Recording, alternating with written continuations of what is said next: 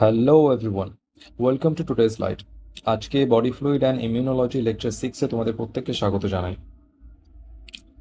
আমাদের এই চ্যাপ্টারটা প্রায় শেষের দিকে।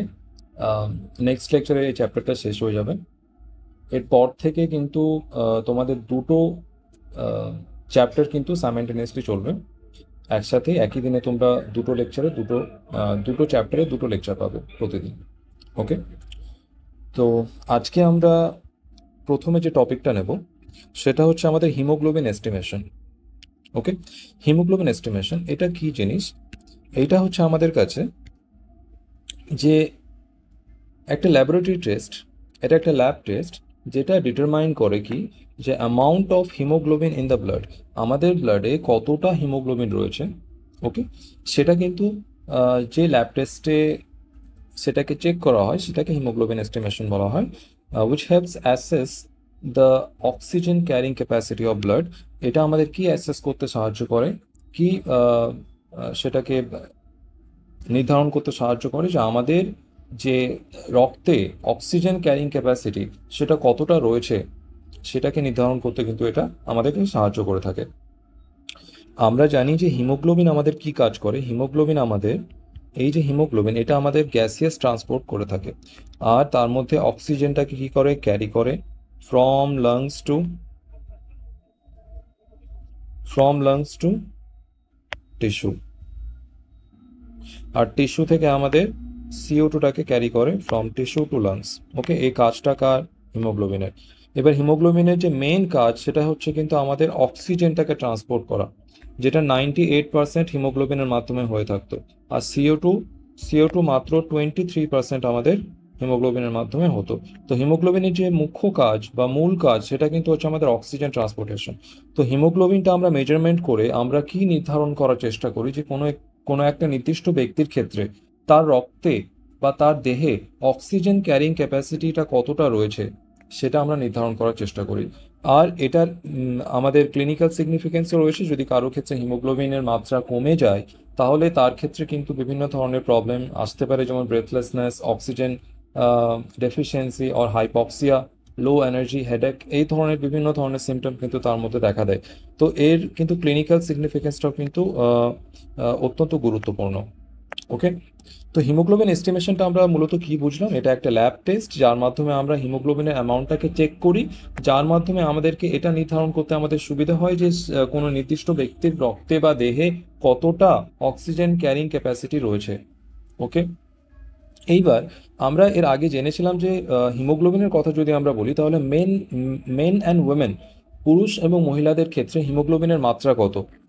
যদি আমরা মেলের ক্ষেত্রে বলি তাহলে সেটা 14 থেকে আমাদের 17 গ্রাম পার ডেসিলিটার এরকম ছিল। যদি মহিলাদের কথা বলি আমরা, ওমেনদের ক্ষেত্রে এটা ছিল 12 থেকে 14 অথবা 15, ওকে, গ্রাম পার ডেসিলিটার। ওকে, এইটা আমাদের রেঞ্জ ছিল ফর হিমোগ্লোবিন। ওকে, তো সেটা আমরা দেখে নেব। নর্মাল রেঞ্জে যদি আমরা কথা বলি তাহলে মেলের মধ্যে আমাদের 13 থেকে 17 রয়েছে, দ্যাট ইজ 13 থেকে 17 গ্রাম পার ডেসিলিটার। এটাকে 14 থেকে 17 বলা যায়। আর এখানে আমাদের উমেনের ক্ষেত্রে, মহিলাদের ক্ষেত্রে রয়েছে আমাদের 12 থেকে 15 অথবা 12 থেকে 14 গ্রাম পার ডেসিলিটার। ওকে, এইবার আমাদের যে হিমোগ্লোবিন এস্টিমেশন এটা কি কি মেথডে করা হয় সে মেথডগুলো আমাদের জানা দরকার। এখানে আমাদের প্রথম যে মেথড রয়েছে সেটা কিন্তু হচ্ছে আমাদের সাহিলস মেথড। এই সাহিলস মেথডটা কি? এটা একটা অ্যাসিড হেমাটিন মেথড। এখানে কি করা হয়? Commonly used involves converting haemoglobin to acid haematin using hydrochloric acid and matching the colour. Okay, এটা একটা মেথড, সাহিলস মেথড। এখানে আমাদের কোন অ্যাসিডটা ইনভলভ রয়েছে? Hydrochloric acid. এখানে কিন্তু যদি প্রশ্ন আসে যে সাহিলস মেথড এটা কোথায় ইউজ হয়, প্রথম প্রশ্ন যেটা আসার সম্ভাবনা সেটা হচ্ছে সাহিলস মেথড এটা কোথায় ইউজ হয়। এটা ইউজ হয় কিন্তু আমাদের to determine haemoglobin estimation, for haemoglobin estimation or to determine the amount of haemoglobin. এর জন্য সাহিলস মেথডটা ইউজ করা হয়। এই মেথডে কোন অ্যাসিডটা ইনভলভ রয়েছে? আমাদের ইনভলভড অ্যাসিড হচ্ছে কিন্তু আমাদের হাইড্রোক্লোরিক অ্যাসিড অথবা আমাদের HCl। এই HCl হচ্ছে আমাদের এখানে ইনভলভড অ্যাসিড। ওকে, তো আমাদের ইনভলভড অ্যাসিড কোনটা? HCl। তো সাইলস মেথডের সাথে জড়িত অ্যাসিড কোনটা? সেটা হচ্ছে আমাদের HCl। ওকে, এখানে কালারটা ম্যাচ করানো হয়, টাইট্রেশন মেথড হয়। এখানে কি করা হয়, হিমোগ্লোবিনকে কিসে পরিণত করা হয়, অ্যাসিড হেমাটেনে এটাকে কনভার্ট করা হয়। তো এখানে সাইজ মেথডটা কার জন্য, for haemoglobin estimation, this is the first point. এরপরে এখানে কোন অ্যাসিডটা ইউজ করা হয়, দ্যাট ইজ আওয়ার HCl।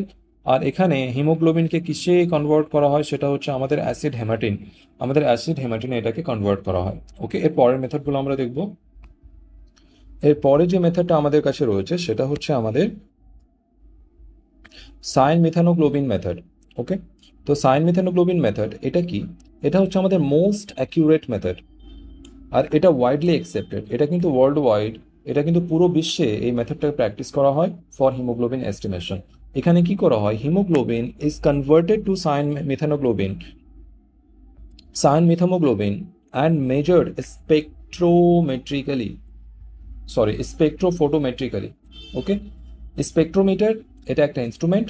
এখানে আমাদের কি করা হয়, স্পেকট্রোমিটারের মাধ্যমে কিন্তু, এই ইনস্ট্রুমেন্টের মাধ্যমে কিন্তু আমাদের হিমোগ্লোবিনের পরিমাণটা কিন্তু মেজার করা হয়।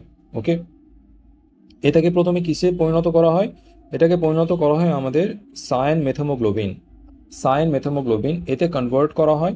তো এখানে প্রথম প্রশ্ন কি আসতে পারে যে সায়ান মেথামোগ্লোবিন কার সাথে জড়িত, যেটা আমাদের হচ্ছে cyan methaemoglobin method for haemoglobin estimation. এখানে কিভাবে মেজার করা হয়, স্পেকট্রোফোটোমেট্রিক্যালি এটাকে মেজার করা হয়। আর কোন ইনস্ট্রুমেন্টটা ইউজ করা হয়, দ্যাট ইজ আওয়ার স্পেকট্রোমিটার। ওকে, অথবা বলা যেতে পারে ফোটো স্পেকট্রোমিটার। ওকে, এখানে স্পেকট্রোফোটোমেট্রিক্যালি এটাকে কি করা হয়, মেজার করা হয়। এরপরে আমাদের যে মেথডটা রয়েছে সেটা হচ্ছে আমাদের অটোমেটেড সেল কাউন্টার্স। এটা আমাদের কাছে রয়েছে অত্যন্ত অ্যাডভান্স মেথড, এটা আমাদের আধুনিক একটা পদ্ধতি। এখানে কি করা হয়, ইউজ ইন মডার্ন ল্যাবস, এটা আমাদের মডার্ন ল্যাবস ইউজ করা হয়, প্রত্যেকটা ল্যাবে কিন্তু এটা অ্যাভেলেবল থাকে না। ওকে, এটা অনেকটা কিন্তু রিসেন্ট মেশিন। এখানে কি করা হয়, for precise and fast result, এটা কিন্তু যাতে তাড়াতাড়ি রেজাল্টটা দেওয়া হয়, তাড়াতাড়ি রেজাল্টটা ডেলিভার করার জন্য কিন্তু আমাদের এই মেশিনটা ইউজ করা হয়। This is automated cell counters. এর মধ্যে সমস্ত কিন্তু যে প্রক্রিয়া সেটা কিন্তু এর মধ্যে হয়ে থাকে। এরপরে আমাদের কাছে রয়েছে ক্লিনিক্যাল সিগনিফিকেন্সটা আমরা দেখব। এখানে আমাদের ক্লিনিক্যাল সিগনিফিকেন্সের প্রথম যেটা রয়েছে, আমাদের রয়েছে লো হিমোগ্লোবিনের মাধ্যমে আমরা কি বুঝতে পারবো। এতক্ষণ তো আমরা হিমোগ্লোবিন এস্টিমেশনটা করলাম, মেজারমেন্ট করলাম, আমরা হিমোগ্লোবিনটা মেজারমেন্ট করলাম। আমাদের কাছে আহ, তিনটে তিনটে কিন্তু আউটকাম হতে পারে। একটা আউটকাম হচ্ছে আমাদের নর্মাল, যদি নর্মাল হয় তাহলে সব কিছু নর্মাল রয়েছে, নো প্রবলেম। যদি আমাদের কাছে এখানে ডেফিসিয়েন্সি থাকে, ডেফিসিয়েন্সি এর মানে হচ্ছে লো হিমোগ্লোবিন, তাহলে এর ক্ষেত্রে কি ক্লিনিক্যাল সিগনিফিকেন্স রয়েছে। এরপরে যদি মোর থাকে, মোর বা এখানে আমাদের হিমোগ্লোবিন যদি হাই থাকে, ওকে, স্বাভাবিকের তুলনায় যদি হাই থাকে, তাহলে এর ক্ষেত্রে কি ক্লিনিক্যাল সিগনিফিকেন্স রয়েছে, মানে এখান থেকে আমরা কি বুঝতে পারবো, এখান থেকে আমরা কি বুঝতে পারবো। তো সেই বিষয়গুলো আমরা দেখবো ক্লিনিক্যাল সিগনিফিকেন্সের ক্ষেত্রে। ওকে, তো লো হিমোগ্লোবিন আমাদের কি সিগনিফিকেন্স দেবে, হাই হিমোগ্লোবিন থেকে আমরা কি বুঝতে পারবো, সেই বিষয়গুলো আমরা এবার দেখছি। লো হিমোগ্লোবিনের মানে হচ্ছে অ্যানিমিয়া। ওকে, অ্যানিমিয়াটা কি, low haemoglobin or low RBC count. Okay, হিমোগ্লোবিনের মাত্রা যদি কমে যায়, আরবিসির সংখ্যা যদি কমে যায়, হিমোগ্লোবিনের মাত্রা যদি কমে যায় বডিতে, তাহলে সেটাকে আমরা কিন্তু বলি অ্যানিমিয়া। ওকে, তো low haemoglobin is referred to as anaemia. Okay, এটা হচ্ছে একটা নিউট্রিশনাল ডেফিসিয়েন্সি। এটা কি জন্য হয়ে থাকে, এটা আমাদের আয়রন অ্যান্ড ভাইটামিন B12 ডেফিসিয়েন্সির কারণে এটা হয়ে থাকে। আরও বিভিন্ন কারণ থাকে। তো মূল কারণ যেটা ওয়াইডলি কমন যে আমাদের কারণ, okay, most common reason for anaemia, the most common reason for anaemia is iron deficiency and vitamin B12 deficiency. Okay, এরপরে আমাদের ক্রনিক ডিজিজ বিভিন্ন ধরনের রয়েছে। আমাদের ক্রনিক ডিজিজের মধ্যে যেমন আমাদের বোন ম্যারো ক্যান্সার হতে পারে, ওকে, বা আরও বিভিন্ন ধরনের ক্রনিক ডিজিজ রয়েছে, তার ক্ষেত্রেও কিন্তু আমাদের অ্যানিমিয়াটা হয়ে থাকে। এরপরে আমাদের ব্লাড লস। ওকে, যদি কারোর ক্ষেত্রে ইনজুরি হয়ে থাকে, তাহলে ব্লাড লসের মাধ্যমে কিন্তু আমাদের হিমোগ্লোবিনের মাত্রাটা কমে যায়।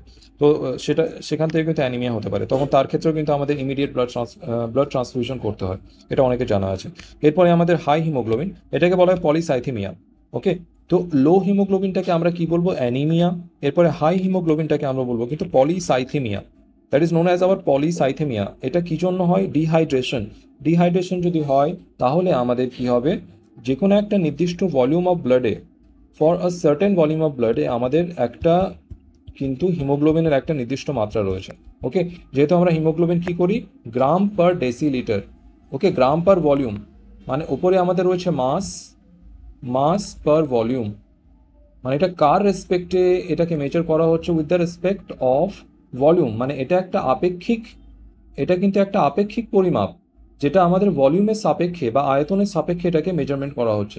এখন যদি আমাদের আয়তনের মাত্রা কমে যায়, ভলিউম যদি কমে যায়, তাহলে ওভারঅল যে ফিজিক্যাল কোয়ান্টিটি এটা কিন্তু বেড়ে যাবে। মানে আমাদের রক্তের পরিমাণ যদি কমে যায়, ডিহাইড্রেশনে কি হয়, আমাদের ব্লাড ভলিউম কমে যায়। ডিহাইড্রেশনের ক্ষেত্রে আমাদের ব্লাড ভলিউম কমে যায়। যদি ব্লাড ভলিউম কমে যায়, তাহলে কিন্তু মাস পার ভলিউমের এই যে রেশিও, এটা কিন্তু বেড়ে যাবে।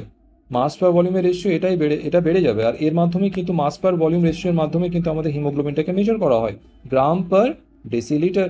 তো পার ডেসিলিটারে আমাদের হিমোগ্লোবিনের মাত্রা কিন্তু বেড়ে যাবে। তো এটা এটা কিন্তু অনেক তাৎক্ষণিক হয়ে থাকে, এটা ক্ষণিকের জন্য হয়ে থাকে। যদি নর্মাল আবার জল পান করা হয়, এটা ঠিক হয়ে যায়।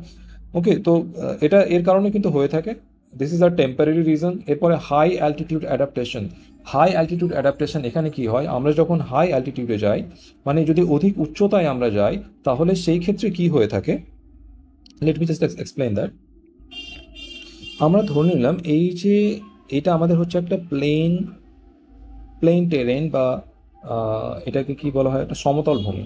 ওকে, এরপরে আমাদের কাছে একটা রয়েছে এরকম একটা পাহাড়, ওকে, যার একটা নির্দিষ্ট হাইট রয়েছে বা অনেক হাইট রয়েছে।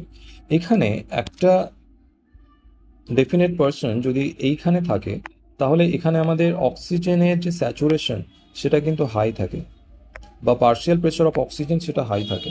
ফলে এ কিন্তু স্বাভাবিকভাবে তার যে ব্রিদিং প্রসেস সেটা কিন্তু করতে পারবে। এরপরে এ যখন ধীরে ধীরে এই অ্যালটিটিউডের উপরে উঠতে থাকবে, যখন উপরে উঠতে থাকবে, বা এ যখন এরকম হাই অ্যালটিটিউডে পৌঁছে যাবে, তখন এই জায়গাটায় কি হয়, যে পার্শিয়াল প্রেশার অফ O2 এটা কিন্তু কমে যায়।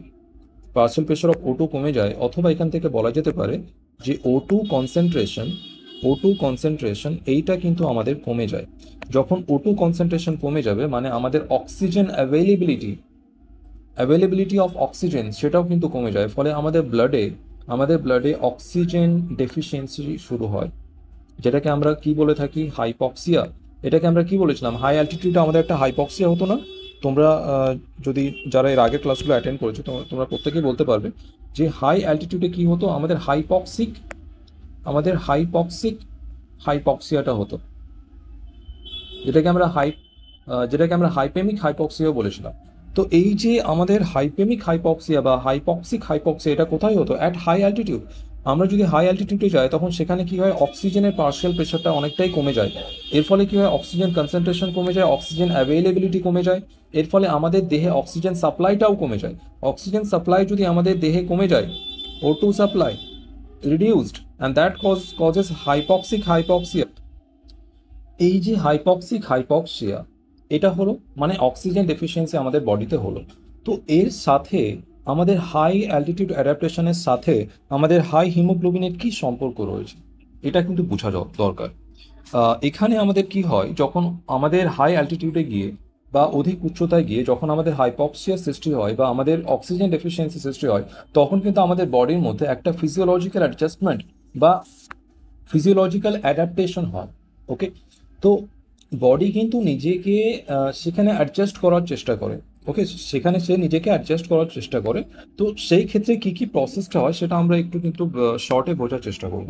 ওকে, তো আমরা এখানে যে ফিজিওলজিক্যাল অ্যাডজাস্টমেন্টটা হয়, সেটা আমরা এখানে বুঝবো যে হাইপক্সিয়ার ক্ষেত্রে, যেটা আমাদের হাইপক্সিয়া রয়েছে, এই ক্ষেত্রে আসলে কি ফিজিওলজিক্যাল অ্যাডজাস্টমেন্টটা হয়ে থাকে। এই ক্ষেত্রে আমাদের কি হচ্ছে, আমাদের যে অক্সিজেন অ্যাভেলেবিলিটি রয়েছে, এই যে আমাদের অক্সিজেন অ্যাভেলেবিলিটি এটা কিন্তু কি হয়ে যায়, আমাদের কমে যায়। অক্সিজেন অ্যাভেলেবিলিটি যদি কমে যায়, তাহলে আমাদের দেহে অক্সিজেনের ডেফিসিয়েন্সি শুরু হবে। ওকে, আর এই অক্সিজেন ক্যারিটা কে করে থাকে, আমাদের অক্সিজেন ক্যারি কে করে থাকে, O2 ক্যারি এটা করে থাকে আমাদের হিমোগ্লোবিন। হিমোগ্লোবিন কি করে, আমাদের অক্সিজেনকে ক্যারি করে। এইবার এখানে অক্সিজেনের সাপ্লাই যদি কমে যায়, তাহলে আমাদের হিমোগ্লোবিন কিন্তু ক্যারি লেস অক্সিজেন, এই কিন্তু কম অক্সিজেনকে ক্যারি করবে। ওকে, রিজনটা কি, কারণ কি, due to low oxygen availability, due to low oxygen availability. Okay, low oxygen availability এর কারণে কি হয়, আমাদের কম অক্সিজেনটাকে ক্যারি করে কে, আমাদের হিমোগ্লোবিন। এইবার আমাদের হিমোগ্লোবিনের সংখ্যা যদি আমরা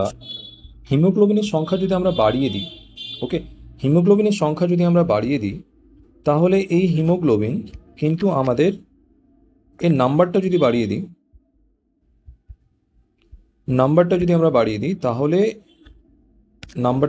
দিই, তাহলে সেই ক্ষেত্রে কিন্তু এই অক্সিজেনটাকে বেশি ক্যারি করবে। ওভারঅল টোটাল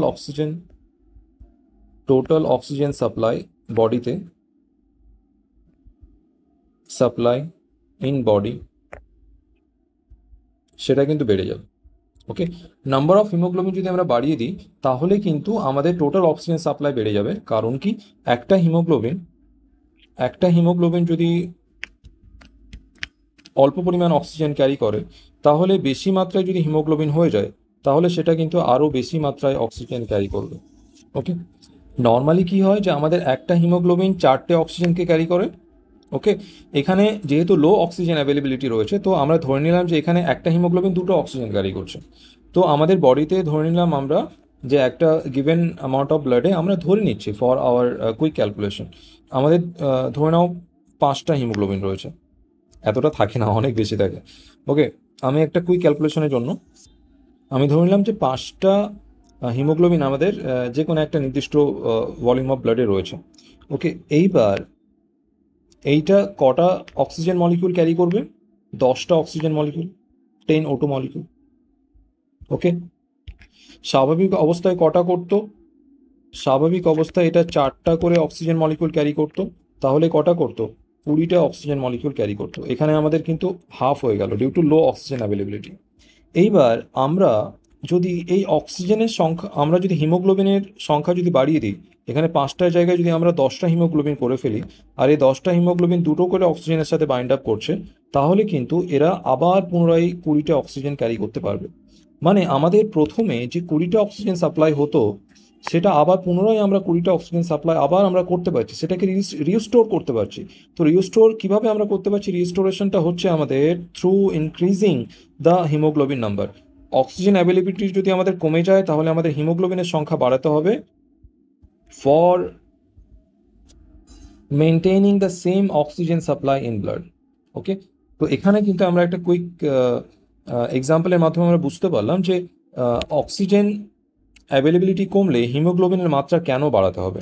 হিমোগ্লোবিনের মাত্রা যদি আমরা বাড়িয়ে দিই, সংখ্যা যদি বাড়িয়ে দিই, তাহলে সেই ক্ষেত্রে কিন্তু আমরা একটা টেম্পোরারিলি আমাদের অক্সিজেন সাপ্লাইটাকে রিস্টোর করতে পারবো।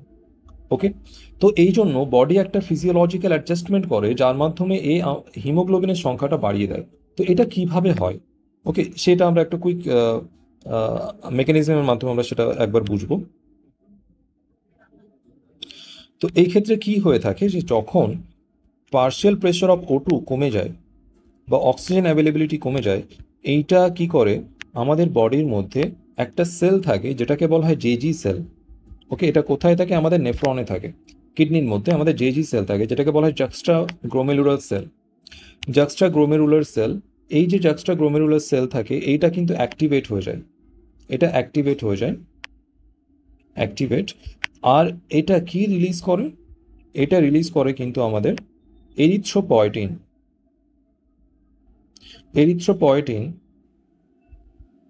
এটা একটা হরমোন। ওকে, এর মাত্রা কিন্তু সে বাড়িয়ে দেয়, এরিথ্রোপয়েটিনটা বেশি রিলিজ হয়। আর এই যে এরিথ্রোপয়েটিন, এটা কোথায় যাবে, এটা যাবে কিন্তু আমাদের বোন ম্যারোতে। কোথায় যাবে, বোন ম্যারো। আর আমরা এর আগে দেখেছিলাম যে আমাদের যে বোন ম্যারো রয়েছে, সেখানে কিন্তু আমাদের এরিথ্রোপয়েসিসটা হতো, মানে হিমোপয়েসিস হতো। হিমোপয়েসিস মানে formation of all the blood cells. আর তার মধ্যে আমরা এরিথ্রোপয়েসিসও একটা প্রসেস দেখেছিলাম, আর সেই এরিথ্রোপয়েসিসের জন্য কিন্তু আমাদের এই এরিথ্রোপয়েটিন হরমোনটা নিডেড রয়েছে। আর যখন জাক্সট্রাগ্লোমেরুলার সেল হাইপার অ্যাক্টিভ হয়ে যায়, তখন কিন্তু এই এরিথ্রোপয়েটিনের সিক্রেশন বাড়িয়ে দেয়, আর এটা আমাদের বোন ম্যারোতে গিয়ে কাজ করে আর আমাদের এরিথ্রোপয়েসিস কিন্তু বাড়িয়ে দেয়। এরিথ্রোপয়েসিস বাড়িয়ে দেয়। এর ফলে কি হবে? মোর আরবিসি, এরিথ্রোপয়েসিস বাড়িয়ে দেয়, এর ফলে কি হবে? মোর আরবিসি প্রোডাকশন, মোর আরবিসি প্রোডাকশন। আরবিসি প্রোডাকশন যদি বেড়ে যায়, আরবিসি প্রোডাকশন যদি বেড়ে যায় তাহলে আমাদের ওভারঅল হিমোগ্লোবিনের অ্যামাউন্ট কিন্তু বেড়ে যাবে। ওকে, তো এই প্রসেসটা আমাদের হয়ে থাকে যখন আমাদের হাইপক্সিয়া হবে। তখন কি হবে? হাই অ্যালটিটিউডে আমাদের অক্সিজেন অ্যাভেলেবিলিটি কমে যাবে, এখানে অক্সিজেন ক্যারিটাও আমাদের কমে যাবে। যেহেতু অক্সিজেন অ্যাভেলেবেল কম রয়েছে তাই হিমোগ্লোবিন কম অক্সিজেন ক্যারি করবে, carry less oxygen due to low availability of oxygen. Okay, এর ফলে বডি একটা অ্যাডজাস্টমেন্ট করার চেষ্টা করে, একটা ফিজিওলজিক্যাল অ্যাডাপ্টেশন বা ফিজিওলজিক্যাল অ্যাডজাস্টমেন্ট করার চেষ্টা করে, যেখানে সে কি করে? হিমোগ্লোবিনের যে নাম্বার বা হিমোগ্লোবিনের অ্যামাউন্ট এটাকে বাড়িয়ে দেয়। এর ফলে কি হয়? যে total oxygen supply in blood সেটাও কিন্তু বেড়ে যায় বা রিস্টোর হয়ে যায়। এখানে কি হয়? যখন পার্সিয়াল প্রেশার অফ অক্সিজেন কমে যাবে অ্যাট হাই অ্যালটিটিউড, সেখানে কি হবে? যে আমাদের জাক্সটাগ্লোমেরুলার সেল সেটা অ্যাক্টিভেট বা হাইপার অ্যাক্টিভেট হয়ে যায়। সেটা কি করে? যে এরিথ্রোপয়েটিন হরমোন সে যে রিলিজ করে সেটার মাত্রা কিন্তু সে বাড়িয়ে দেয়। এর ফলে এটা আমাদের বোন ম্যারোতে কাজ করবে, যেটা আমাদের রেড বোন ম্যারো। সেখানে কি হবে? এরিথ্রোপয়েসিস যে প্রসেসটা হয় সেটার ইন্টেন্সিটি বা সেটার মাত্রাও কিন্তু বেড়ে যাবে। বেশি এরিথ্রোপয়েসিস হলে কি হবে? বেশি আরবিসি প্রোডাকশন হবে, আর বেশি আরবিসি প্রোডাকশন হলে আমাদের বেশি হিমোগ্লোবিনও প্রোডাকশন হবে। তো এর মাধ্যমে ফাইনালি কিন্তু আমাদের হিমোগ্লোবিনের যে প্রোডাকশন সেটা কিন্তু বেড়ে গেল। ওকে, তো আমরা এখানে কিভাবে কোরিলেট করতে পারলাম? যে হাই অ্যালটিটিউডে আমাদের কি হচ্ছে? হিমোগ্লোবিনের প্রোডাকশন বেড়ে যাচ্ছে বা পলিসাইথেমিয়া হচ্ছে, হিমোগ্লোবিনের কি হচ্ছে? আমাদের কোয়ান্টিটি বেড়ে যাচ্ছে। ওকে, তো আশা করি এই পয়েন্টটা তোমাদের ক্লিয়ার হয়েছে যে হাই অ্যালটিটিউড অ্যাডাপ্টেশনটা আমাদের কি? যে আমাদের বডিতে হিমোগ্লোবিনের মাত্রাটা বেড়ে যায়। ওকে, এরপরে বোন ম্যারো ডিসঅর্ডার। যদি কোনো বোন ম্যারো ডিসঅর্ডার হয়ে থাকে, কারো ক্ষেত্রে যদি বোন ম্যারো ডিসঅর্ডার হয়ে থাকে, বোন ম্যারোতে কোনো প্রবলেম হয়ে থাকে, তখন কিন্তু সেক্ষেত্রে বোন ম্যারো হাইপার অ্যাক্টিভ হতে পারে। বোন ম্যারোতে আমাদের যে এরিথ্রোব্লাস্ট সেলটা রয়েছে সেটা হাইপার অ্যাক্টিভেট হতে পারে, আর সেখান থেকে আমাদের এরিথ্রোপয়েসিসটা বেশি মাত্রায় হতে পারে, আর সেখান থেকে আমাদের হিমোগ্লোবিনের মাত্রাও কিন্তু বেড়ে যেতে পারে। তো that is the one reason of polycythaemia. তো পলিসাইথেমিয়ার তিনটে রিজন আমাদের হতে পারে। একটা টেম্পোরারি রিজন, যেটা আমাদের হাই ডিহাইড্রেশন, এরপরে আমাদের হাই অ্যালটিটিউড অ্যাডাপ্টেশন, এরপরে আমাদের বোন ম্যারো ডিসঅর্ডার। এই তিনটে কারণ আমাদের রয়েছে। লো হিমোগ্লোবিন বা অ্যানিমিয়ার কি কারণ রয়েছে? অ্যানিমিয়ার আমাদের অনেক কারণ রয়েছে, তার মধ্যে মোস্ট যে common reason, this is the most common reason, nutritional deficiency, যার মধ্যে আমাদের iron deficiency. This is most common, this is most common. Okay, so nutritional deficiency or iron deficiency, this is most common method, most common reason for anemia. এরপরে রয়েছে আমাদের chronic disease, যেমন আমাদের cancer হতে পারে, বোন ম্যারো ক্যান্সার হতে পারে। এরপরে ব্লাড লস, এই সমস্ত বিভিন্ন রিজনে কিন্তু কি হয়ে থাকে? আমাদের অ্যানিমিয়াটা হয়ে থাকে। এরপরে আমাদের পলিসাইথেমিয়া দেখলাম, যেখানে আমাদের ডিহাইড্রেশন, হাই অ্যাটিটিউড অ্যাডাপ্টেশন আর বোন ম্যারো ডিজিজ বা বোন ম্যারো ডিসঅর্ডার, এইগুলো কিন্তু রেসপন্সিবল থাকে for high haemoglobin in our body. Okay, এরপরে আমরা এই যে হিমোগ্লোবিন এস্টিমেশনটা দেখলাম, এর উপরে আমরা কিছু কোশ্চেন প্র্যাকটিস করব। ওকে, তো এখানে প্রথম যে আমাদের কাছে প্রশ্নটা রয়েছে সেটা হচ্ছে আমাদের, which of the following is the most accurate method? Most accurate, আমাদের মোস্ট অ্যাকিউরেট মেথড কোনটা ছিল? ওকে, ফর হিমোগ্লোবিন এস্টিমেশন সেটা ছিল আমাদের সায়ান মেথামোগ্লোবিন মেথড। ওকে, এই যে আমাদের সায়ান মেথামোগ্লোবিন মেথড, এখানে আমরা দেখতে পাচ্ছি this is most accurate method.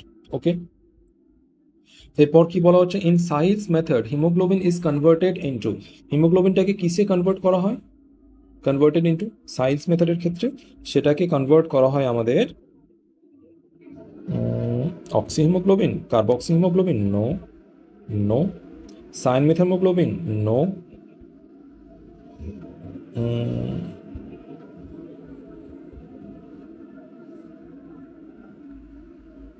এই অপশনটা আমাদের ভুল রয়েছে এখানে, এটা হবে আমাদের অ্যাসিড হেমাটিন।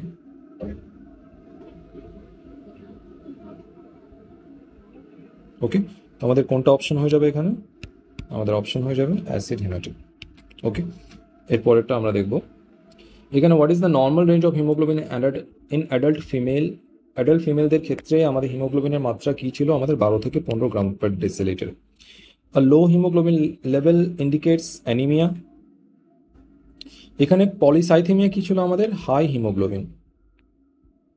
হিমোগ্লোবিন কি এখানে বেড়ে যেত। ওকে, লিউকোপিনিয়া, লিউকোপিনিয়া মানে এখানে ডাব্লিউবিসির সংখ্যা কমে যায়, ডাব্লিউবিসির সংখ্যা কমে যায়, পিনিয়া মানে কমে যাওয়া। এরপরে হাইপারগ্লাইসেমিয়া, হাইপারগ্লাইসেমিয়া মানে আমাদের বডিতে ব্লাড সুগারটা কিন্তু বেড়ে যায়। ওকে, হাইপারগ্লাইসেমিয়া মানে হচ্ছে আমাদের ব্লাড সুগারটা, ব্লাড সুগার লেভেল বেড়ে যায়। ওকে, হাইপার মানে বেড়ে যাওয়া। ওকে, এর উল্টো যদি দেওয়া থাকতো হাইপোগ্লাইসেমিয়া, হাইপোগ্লাইসেমিয়া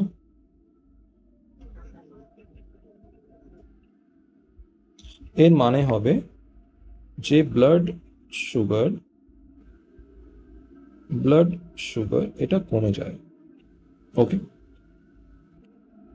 এরপরে রয়েছে the cyanmethaemoglobin method measures haemoglobin by using the instrument. কোনটা ইনস্ট্রুমেন্ট ইউজ করা হতো এখানে? এখানে ইউজ করা হতো আমাদের sphygmo ম্যামোমিটার।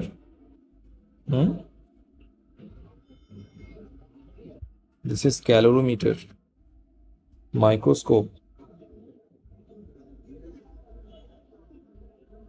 Sphygmo manometer no, stethoscope no, আমাদের এখানে মাইক্রোস্কোপ হয়ে যাবে। যেটা আমাদের রয়েছে স্পেকট্রোমিটার, স্পেকট্রোমিটার এটা একটা মাইক্রোস্কোপ, ফোটো স্পেকট্রোমিটার বা স্পেকট্রোফোটোমিটার, স্পেকট্রোফোটোমিটার।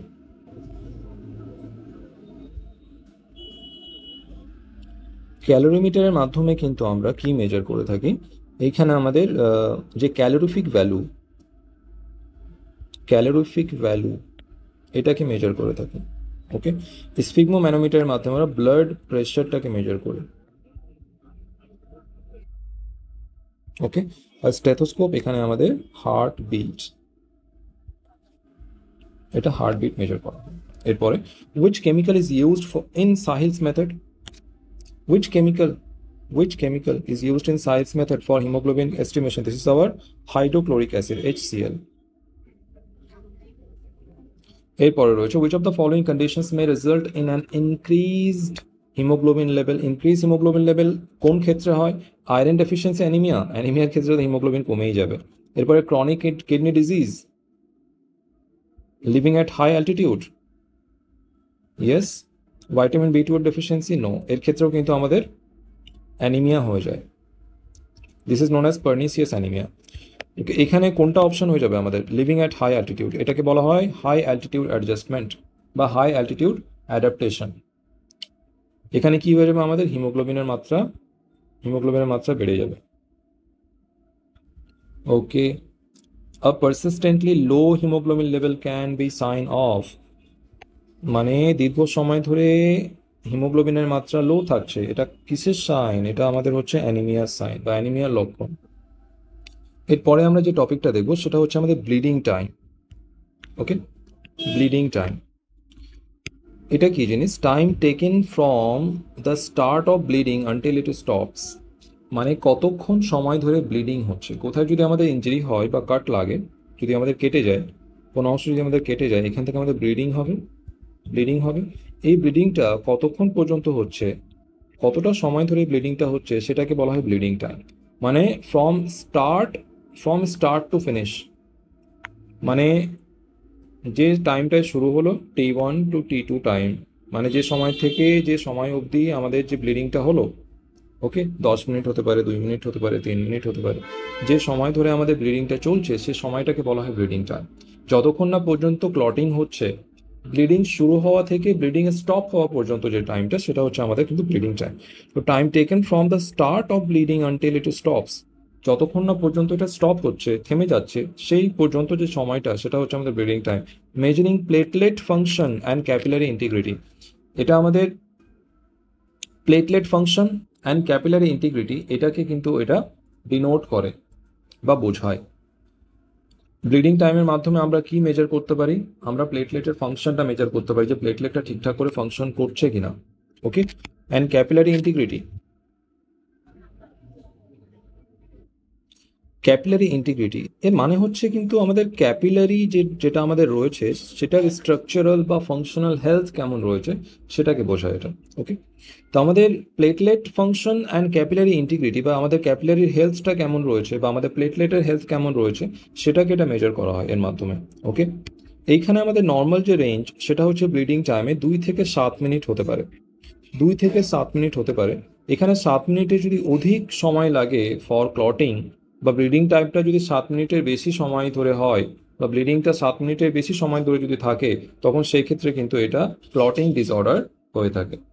ওকে, এখানে আমাদের কি কি মেথড রয়েছে for measuring the bleeding time. প্রথমে আমাদের যে মেথডটা হচ্ছে সেটা হচ্ছে Duke's method. What is that? Duke's method এটা হচ্ছে একটা earlobe of fingertip prick. এখানে আমাদের যে ফিঙ্গার টিপ বা আমাদের আঙুলের ডগায় একটা ছোট্ট একটা ইয়ে করা হয়, মানে প্রিক করা হয় বা ফুটো করা হয় পিন দিয়ে।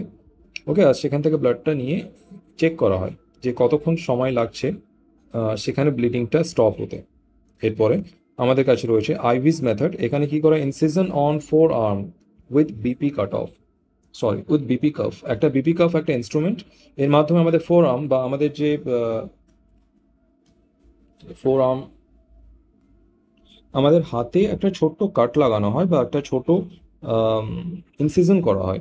ওকে, আর সেখানে আমাদের একটা বিপি কাফ মেশিন লাগানো হয় বা ইনস্ট্রুমেন্ট লাগানো হয়, সেখানে আমাদের ব্লিডিং টাইমটাকে মেজার করা হয়। তো আমাদের দুটো মেথড রয়েছে, একটা হচ্ছে ডিউকস মেথড আর একটা হচ্ছে আইভিস মেথড। এরপরে এর ক্লিনিক্যাল সিগনিফিকেন্সটা কি রয়েছে? প্রথম, প্রলং ব্লিডিং টাইম। যে ব্লিডিং টাইম বেশি হয় কোন কোন ক্ষেত্রে? প্রথম হচ্ছে আমাদের থ্রোম্বোসাইটোপিনিয়া, মানে আমাদের যদি প্লেটলেটের সংখ্যা কমে যায়, প্লেটলেটের সংখ্যা যদি কমে যায় তখন থ্রোম্বোসাইটোপিনিয়া হয়, আর এর ক্ষেত্রে কিন্তু আমাদের প্রলং ব্লিডিং টাইমটা দেখা দেয়। এরপরে আমাদের রয়েছে Willebrand disease. Willebrand ডিজিজের ক্ষেত্রেও কিন্তু আমাদের, এটা একটা ডিজিজ, এই ডিজিজের ক্ষেত্রেও কিন্তু আমাদের ব্লিডিং টাইমটা বেড়ে যায়। এরপরে রয়েছে আমাদের প্লেটলেট ফাংশন ডিসঅর্ডার। যদি আমাদের প্লেটলেটটা ঠিকঠাক ফাংশন না করে, platelet disorder, platelet function disorder, সেই ক্ষেত্রে এটা হয়ে থাকে, ব্লিডিং টাইমটা বেড়ে যায়। এরপরে use of aspirin or anticoagulant. যদি কেউ অ্যাসপিরিন নেয়, অ্যাসপিরিন একটা হার্ট মেডিসিন, এটা অনেক যারা কার্ডিওভাস্কুলার যাদের প্রবলেম রয়েছে তাদের ক্ষেত্রে কিন্তু অ্যাসপিরিনটা দেওয়া হয়। যাদের ব্লাডের থিকনেস বেড়ে যায়, ওকে, এটা লেট এজে দেওয়া হয়, মানে 40 বা 50 বছর বয়সে যে সমস্ত ব্যক্তি রয়েছেন তাদের ক্ষেত্রে কিন্তু এই অ্যান্টিকোয়াগুলেন্টটা দেওয়া হয় ফর থিনিং অফ ব্লাডটাকে থিন করার জন্য। ব্লাড থিনিং এজেন্ট বা এটাকে অ্যান্টিকোয়াগুলেন্ট বলা হয়। যাদের মধ্যে থ্রোম্বোসিসের একটা সম্ভাবনা থাকে যে যে কোনো জায়গায় ব্লাডটা জমাট বেঁধে যায়, যে কোনো কারণে হতে পারে, তো থ্রোম্বোসিসের যদি আশঙ্কা থাকে তার ক্ষেত্রে অ্যান্টিকোয়াগুলেন্ট দেওয়া হয়। তো যে সমস্ত পেশেন্ট আমাদের অ্যাসপিরিন বা অ্যান্টিকোয়াগুলেন্ট ইউজ করে তাদের যদি কোথাও ক্ষত সৃষ্টি হয় বা তাদের যদি কোনো অংশ কেটে যায় তখন তাদের ক্ষেত্রে কিন্তু ব্লিডিংটা স্টপ হতে সময় বেশি লাগবে। ওকে, তো সে সমস্ত ব্যক্তিকে কিন্তু অনেক সাবধানতা অবলম্বন করতে হবে যাতে করে কোথাও না কাটে, কারণ তাদের ক্ষেত্রে কিন্তু ব্লিডিং টাইমটা অনেক বেশি, রক্তটা বন্ধ হতে তাদের ক্ষেত্রে বেশি সময় লাগবে। ওকে, যারা অ্যাসপিরিন বা অ্যান্টিকোয়াগুলেন্ট ইউজ করেন। এইবার আমরা ক্লটিং টাইমটা দেখব। ওকে, তো what is clotting time? The time required for blood to clot in a test tube.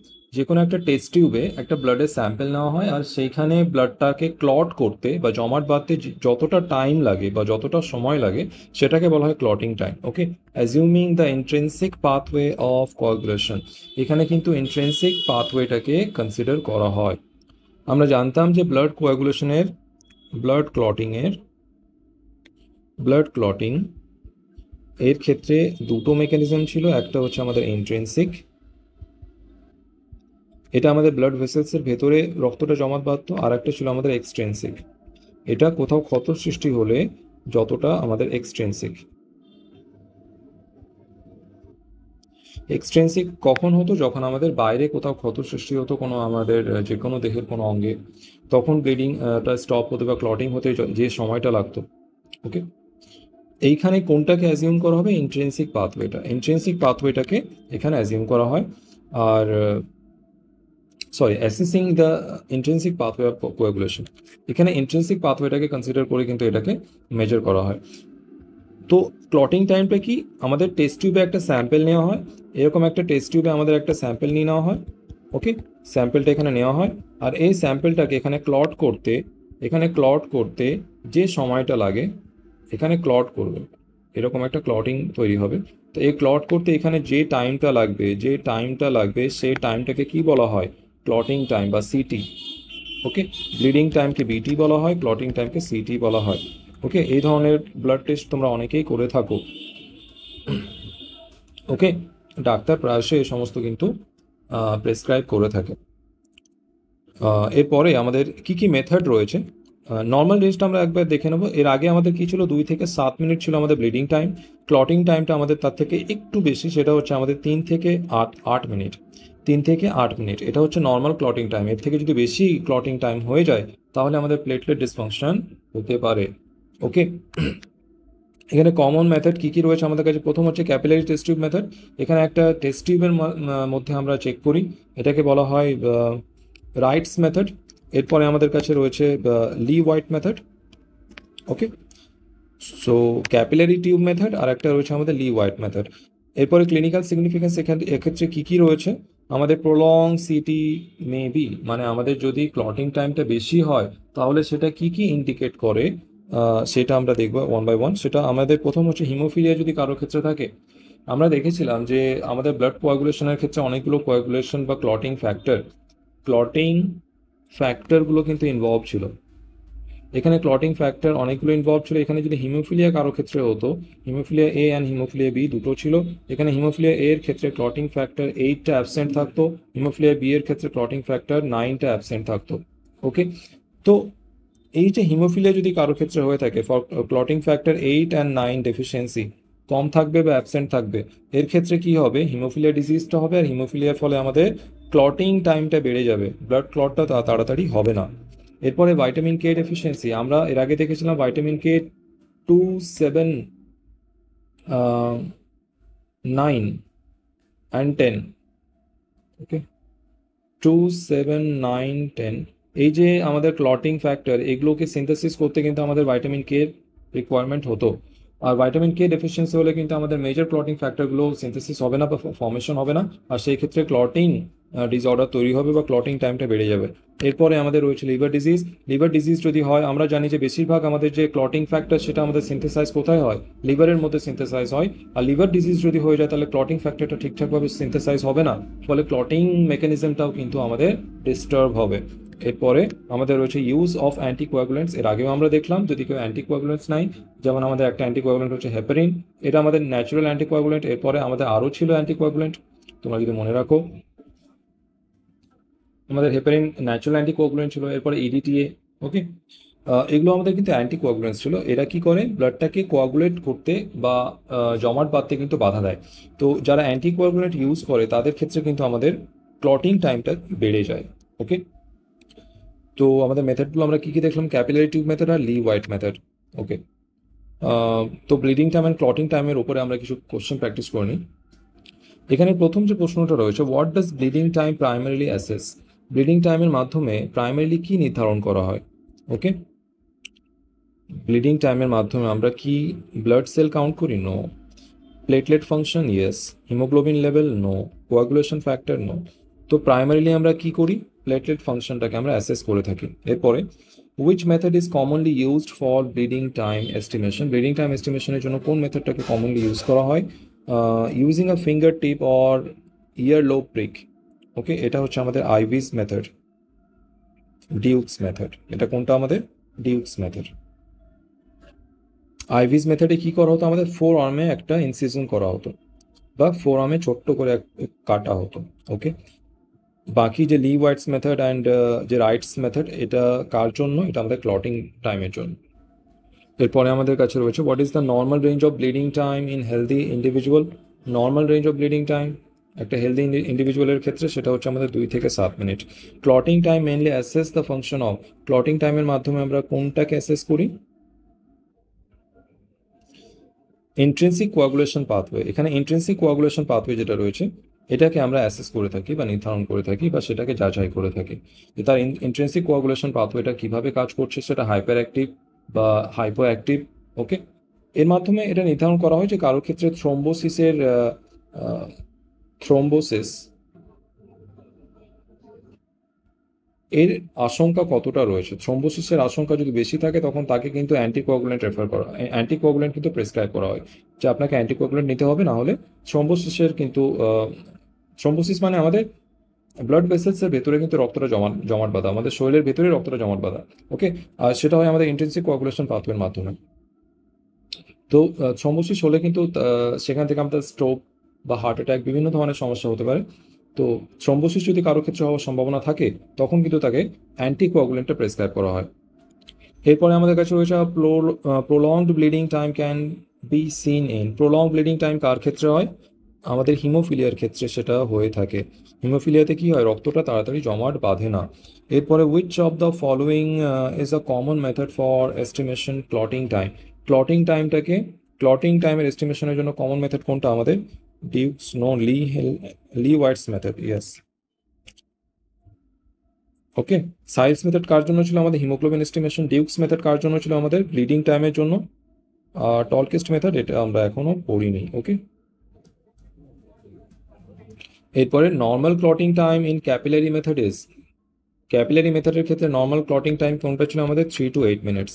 এরপরে which vitamin is essential for normal clotting factor synthesis। Normal clotting ফ্যাক্টরটাকে synthesise করার জন্য আমাদের যে ভাইটামিনটা রেসপন্সিবল ছিল সেটা ছিল আমাদের ভাইটামিন কে। এটা 2, 7, 9, 10 এই ক্লটিং ফ্যাক্টরগুলোকে সিনথেসাইজ করতো। Which disorder shows prolonged clotting time. এখানে কি হচ্ছে? প্রলং ক্লটিং টাইম, ক্লটিং টাইমটা বেড়ে যাচ্ছে, but normal bleeding time. Normal bleeding time যদি থাকে তাহলে প্লেটলেট ফাংশনটা নর্মাল থাকে। Normal platelet function, normal platelet, এটা কিন্তু অনেক ইম্পর্টেন্ট কোশ্চেন, ভালো ভালো প্রশ্ন এটা। নর্মাল প্লেটলেট ফাংশন, প্লেটলেট ফাংশনটা নর্মাল হচ্ছে। প্রলং ক্লটিং টাইম, ক্লটিং টাইমটা বেশি কার ক্ষেত্রে হতে পারে? হিমোফিলিয়ার জন্য হতে পারে।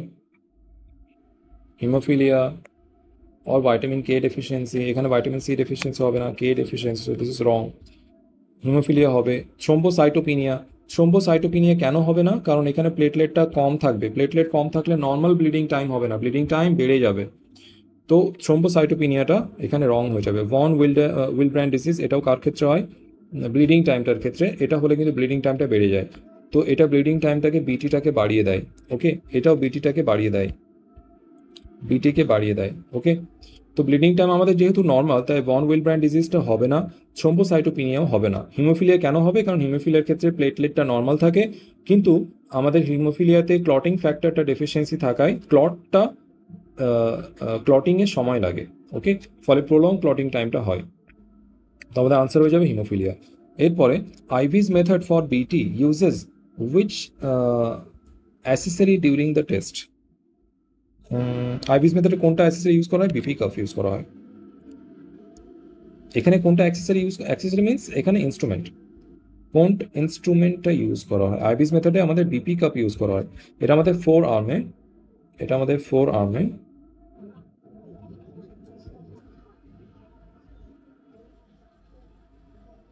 এটা আমাদের 4 আর্মে, এইখানে আমাদের ইনসিজন করা হয় আর এখানে আমাদের ইনস্ট্রুমেন্টটা লাগানো হয়।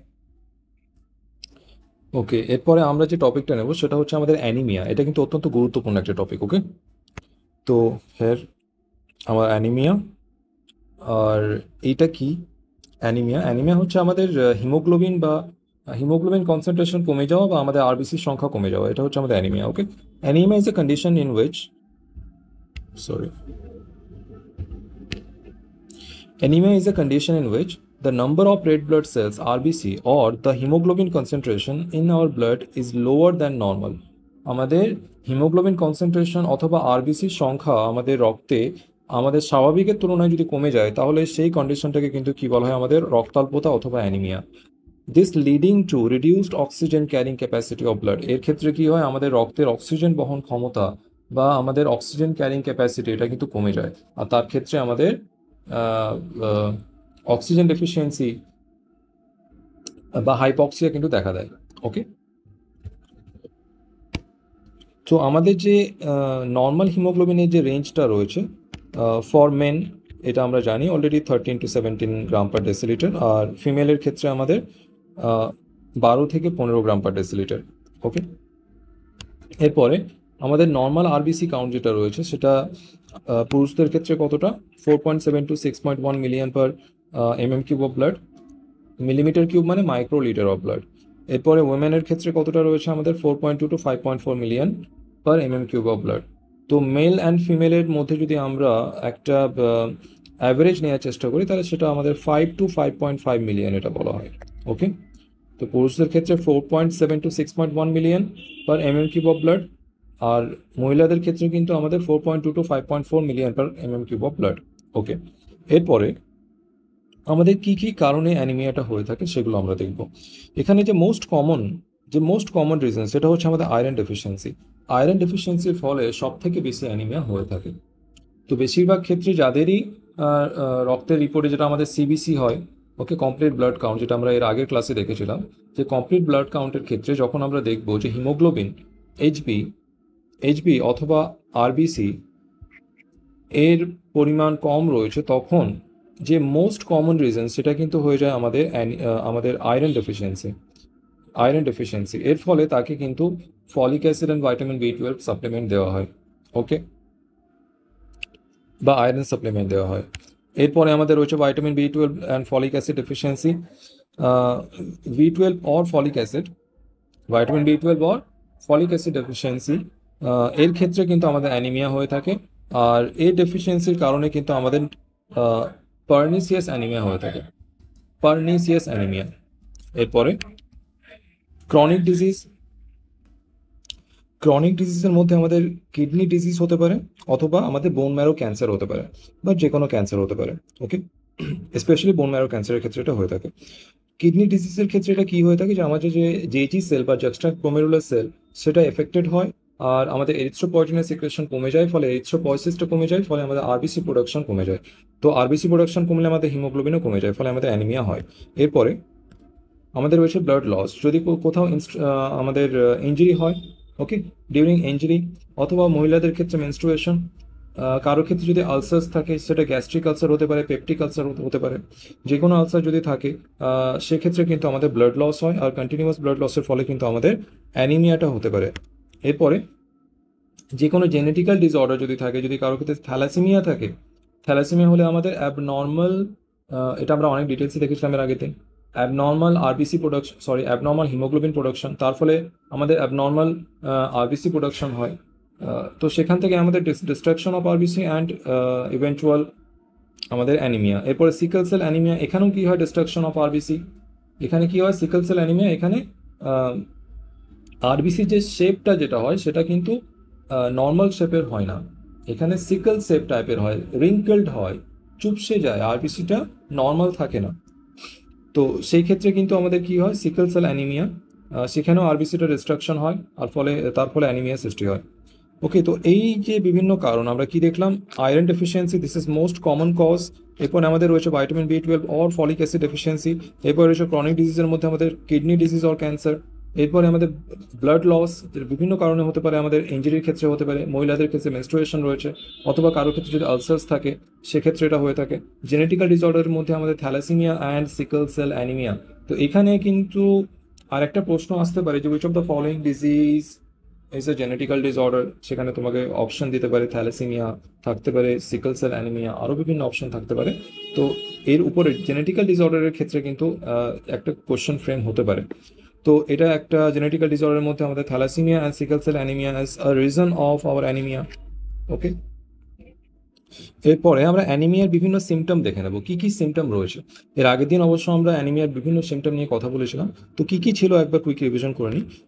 যেমন আমাদের ফ্যাটিক, উইকনেস, ওকে, টায়ার্ডনেস, ওকে, এরপরে আমাদের পেল স্কিন অ্যান্ড নেলস, ওকে, স্কিনের কালার বা আমাদের ত্বকের কালারটা কিন্তু ফ্যাকাশে হয়ে যায়, ওকে, অনেক সময় সেটা ইয়েলোইশ হয়ে যায়, ওকে, হলদে বর্ণের হয়ে যায়। এরপরে shortness of breadth, breathing difficulty, এরপর ডিজিনেস অ্যান্ড হেডেক, ওকে, গা ঝিমঝিম করা, মাথা ধরা। এরপরে আমাদের র্যাপিড হার্টবিটটা র্যাপিড হয়ে যাওয়া, অথবা ইররেগুলার হার্টবিট। এরপরে আমরা টাইপস অফ অ্যানিমিয়া দেখে নেব, যেখানে প্রথম টাইপটা আমাদের রয়েছে iron deficiency anaemia. This is most common reason of anaemia. This is due to lack of iron. আয়রনের যদি কম থাকে, আমরা জানি যে হিমোগ্লোবিনের মধ্যে আমাদের হিম যে গ্রুপটা, হিম গ্রুপের ভেতরে আমাদের কিন্তু আয়রন থাকে।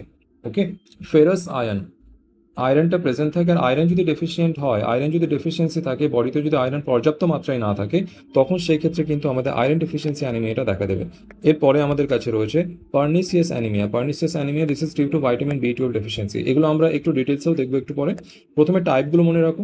প্রথমে হচ্ছে আমাদের আয়রন ডেফিসিয়েন্সি অ্যানিমিয়া, এরপরে pernicious anaemia, this is due to vitamin B twelve deficiency. এইটা কিন্তু অত্যন্ত গুরুত্বপূর্ণ। ওকে, এটা কিন্তু খুব গুরুত্বপূর্ণ, ইম্পর্টেন্ট, এখান থেকে প্রশ্ন প্রায় এসে থাকে। ভাইটামিন বি টুয়েলভ ডেফিসিয়েন্সির ফলে কোন অ্যানিমিয়াটা হয়ে থাকে? This is pernicious anaemia. এরপরে অ্যাপ্লাস্টিক অ্যানিমিয়া, এটা কি জন্য হয়? বোন ম্যারো ফেলিয়ার। যদি কারো ক্ষেত্রে বোন ম্যারো ফেলিয়ার হয়ে থাকে, বোন ম্যারো ফেলিয়ার মানে বোন ম্যারো যথেষ্ট মাত্রায় আরবিসি প্রোডাকশন করতে পারছে না, সেই ক্ষেত্রে বোন ম্যারো ফেলিয়ার। আর বোন ম্যারো ফেলিয়ারের ক্ষেত্রে কিন্তু অ্যাপ্লাস্টিক অ্যানিমিয়াটা হয়ে থাকে। এরপরে আমাদের সিকল সেল অ্যানিমিয়া, এটা একটা genetical disorder, okay, with abnormal shape of RBC. এরপরে হিমোলাইটিক অ্যানিমিয়া, এক্ষেত্রে কি হয়? Due to excessive destruction of RBC. এক্ষেত্রে আরবিসি এক্সেসিভ ডিস্ট্রাকশন হয়। হিমোলাইটিক অ্যানিমিয়া আমরা কার ক্ষেত্রে দেখেছিলাম? আমাদের এরিথ্রোব্লাস্টোসিস ফেটালিস। এরিথ্রোব্লাস্টোসিস ফেটালিসের ক্ষেত্রে কিন্তু আমাদের হিমোলাইটিক অ্যানিমিয়াটা হতো। আর ইন সিভিয়ার কেস আমাদের কি হতো? হাইড্রক্স ফেটালিস। ওকে, তো সেক্ষেত্রে আমাদের যে এরিথ্রোব্লাস্টোসিস ফেটালিসের ক্ষেত্রে যে আমাদের সিভিয়ার অ্যানিমিয়া অ্যান্ড জন্ডিস হতো, সেটা কি জন্য হতো? Due to haemolytic reaction. Okay, in foetus, ফিটাসের মধ্যে হিমোলাইটিক রিয়াকশন হতো, আরবিসির ডিস্ট্রাকশন হতো অত্যন্ত মাত্রায়। ওকে, এক্সেসিভ পরিমাণে আমাদের আরবিসি ডিস্ট্রাকশন হতো, আর তারপরে আমাদের হিমোলাইটিক অ্যানিমিয়া হতো ইন ফিটাস। ওকে, এরপরে আমরা দেখে নেবো আমরা কি কি উপায়ে অ্যানিমিয়াটাকে ডায়াগনোজ করতে পারবো। তো প্রথমে আমাদের কাছে রয়েছে যেটা, সেটা হচ্ছে কমপ্লিট ব্লাড কাউন্ট। আমরা সিবিসি টেস্টের মাধ্যমে বা কমপ্লিট ব্লাড কাউন্টের মাধ্যমে আমরা অ্যানিমিয়াটাকে ডায়াগনোজ করতে পারবো। এখানে সিবিসির একটা কম্পোনেন্ট হচ্ছে haemoglobin count, sorry haemoglobin measurement, haemoglobin and RBC count. এই দুটো কিন্তু একটা ইম্পর্টেন্ট কম্পোনেন্ট ফর সিবিসি। তো সিবিসি করলেই কিন্তু আমরা হিমোগ্লোবিন অ্যান্ড আরবিসিটা পেয়ে যাব। ওকে, তো সেখানে যদি হিমোগ্লোবিন আর আরবিসির মাত্রা কম থাকে, তখন সেখান থেকে আমরা বুঝতে পারবো যে আমাদের অ্যানিমিয়াটা রয়েছে। এরপরে আমাদের হিমোগ্লোবিন এস্টিমেশন, হিমোগ্লোবিন এস্টিমেশনের মাধ্যমে আমরা, যেটা এইচবি টেস্ট বলা হয়ে থাকে, এইচবি এস্টিমেশন বা হিমোগ্লোবিন এস্টিমেশন, এখান থেকে আমরা হিমোগ্লোবিনের মাত্রা যদি কম পাই, তাহলে আমরা বুঝবো যে অ্যানিমিয়া রয়েছে। এরপরে আমাদের peripheral blood smear. Peripheral blood smear, এখানে কি করা হয় যে একটা ড্রপ অফ ব্লাড নেওয়া হয়, ড্রপ অফ ব্লাড নেওয়া হয় একটা স্লাইডের উপরে। ওকে, এই স্লাইডের উপরে একটা ড্রপ অফ ব্লাড নেওয়া হয়, আর এটাকে আর একটা স্লাইড দিয়ে এটাকে স্মিয়ার নিয়ে নেওয়া হয়, একটা ছোট্ট একটা স্মিয়ার টেনে নেওয়া হয়, খুব পাতলা স্মিয়ার। আর এটাকে মাইক্রোস্কোপের নিচে রেখে এখানে আমাদের ব্লাড সেলসটাকে কাউন্ট করা হয়। আর এখানে আরবিসির মাত্রা যদি কম থাকে, তাহলে আমরা বুঝবো অ্যানিমিয়া রয়েছে। ওকে, এরপরে আমরা ট্রিটমেন্ট দেখবো, কি কি ট্রিটমেন্ট উপায় আমাদের কাছে রয়েছে। প্রথম যে আমাদের কাছে রয়েছে সেটা হচ্ছে iron, folic acid or vitamin B twelve supplement. Folic অ্যাসিডটাকে ভাইটামিন বি টুয়েলভ বলা হয়। তো iron and vitamin B twelve supplement বা ফলিক অ্যাসিড সাপ্লিমেন্ট, এটা দেওয়ার মাধ্যমে কিন্তু আমাদের অ্যানিমিয়াটা দূর হতে পারে। কারণ বেশিরভাগ ক্ষেত্রে কিন্তু আমাদের আয়রন ডেফিসিয়েন্সিটা থাকে। বেশিরভাগ ক্ষেত্রে কি থাকে? আমাদের আয়রন ডেফিসিয়েন্সি থাকে। ফলে আয়রন ডেফিসিয়েন্সিটাকে দূর করার জন্য, মানে বেশিরভাগ অ্যানিমিয়ার ক্ষেত্রে আয়রন ডেফিসিয়েন্সিটাই মূল কারণ থাকে। তো আয়রন ডেফিসিয়েন্সিটাকে দূর করার জন্য আমাদের আয়রন সাপ্লিমেন্ট দিতে হয়। অনেক ক্ষেত্রে আমাদের ভাইটামিন বি টুয়েলভ ডেফিসিয়েন্সি থাকে, তো সেটার জন্য আমাদের ভাইটামিন বি টুয়েলভটা দিতে হয়। আর আমরা জানি যে iron and vitamin B twelve are very crucial component for the maturation of RBC. Okay, এরপরে blood transfusion in severe cases, যদি কারো ক্ষেত্রে অত্যধিক অ্যানিমিয়া হয়ে থাকে, যেমন in case of thalassaemia, sickle cell anaemia, তাদের ক্ষেত্রে কিন্তু অত্যন্ত অ্যানিমিয়ার যে সিভিয়ারিটি বা যে অ্যানিমিয়ার যে প্রকোপ, সেটা কিন্তু অনেক বেশি থাকে, অনেক মারাত্মক অ্যানিমিয়া হয়ে থাকে। তো তাদের ক্ষেত্রে কিন্তু based on the severity of the ডিজিজটা কতটা মারাত্মক তার উপর ডিপেন্ড করে কিন্তু আমাদের ব্লাড ট্রান্সফিউশনটা করা হয়ে থাকে। আম, আহ, কারো ক্ষেত্রে অফটেন ব্লাড ট্রান্সফিউশনের প্রয়োজন হয়, মাঝে মাঝে ব্লাড ট্রান্সফিউশনের প্রয়োজন হয়। কারো ক্ষেত্রে কিন্তু রেগুলার ব্লাড ট্রান্সফিউশনের প্রয়োজন হয়ে থাকে। ওকে, এরপরে আমাদের ট্রিটিং আন্ডারলাইং কজ, যে কারণে আমাদের অ্যানিমিয়াটা হচ্ছে সেটাকে ট্রিট করা। যদি কোনো নিউট্রিয়েন্ট ডেফিসিয়েন্সির কারণে হয়, যেমন আয়রন বা ফলিক অ্যাসিড, তো সেটাকে আমাদের রিপ্লেস করা। ওকে, বা সেটাকে আমাদের রিস্টোর করা যাতে করে আমাদের আন্ডারলাইং কজটা দূর হয়। যদি বোন ম্যারো ফেলিয়ার হয়ে থাকে তাহলে আমাদের বোন ম্যারোটাকে আমাদের ট্রান্সপ্লান্ট করা, নতুন বোন ম্যারো সেখানে ট্রান্সপ্লান্ট করা বা বোন ম্যারো ট্রান্সপ্লান্টেশনের মাধ্যমে সেটাকে ট্রিট করা, যে কোনো আন্ডারলাইং কজ হতে পারে সেটাকে ট্রিট করা। আমাদের যদি থ্যালাসেমিয়া হয়ে থাকে তাহলে থ্যালাসেমিয়ার ক্ষেত্রে কিন্তু আমাদের কোনো পার্মানেন্ট আমাদের কাছে কিন্তু কোনো বা রিলায়েবল আমাদের কোনো ট্রিটমেন্ট প্রসেস নেই, তো সেক্ষেত্রে কিন্তু আমাদের ব্লাড ট্রান্সফিউশনের উপর কিন্তু নির্ভর হতে হয়। ওকে, এরপর আমরা দেখব এরপরে মেইন কর্পাসকিউলার ভলিউম। এটা বোঝা একটু অত্যন্ত জরুরি, কারণ এই যে এমসিভি বা মেইন কর্পাসকিউলার ভলিউম এর উপর ডিপেন্ড করে বা এর উপর ভিত্তি করে কিন্তু আমাদের যে অ্যানিমিয়াটা রয়েছে এটাকে বিভিন্ন টাইপে বা বিভিন্ন ক্যাটাগরিতে কিন্তু এটাকে ভাগ করা হয়।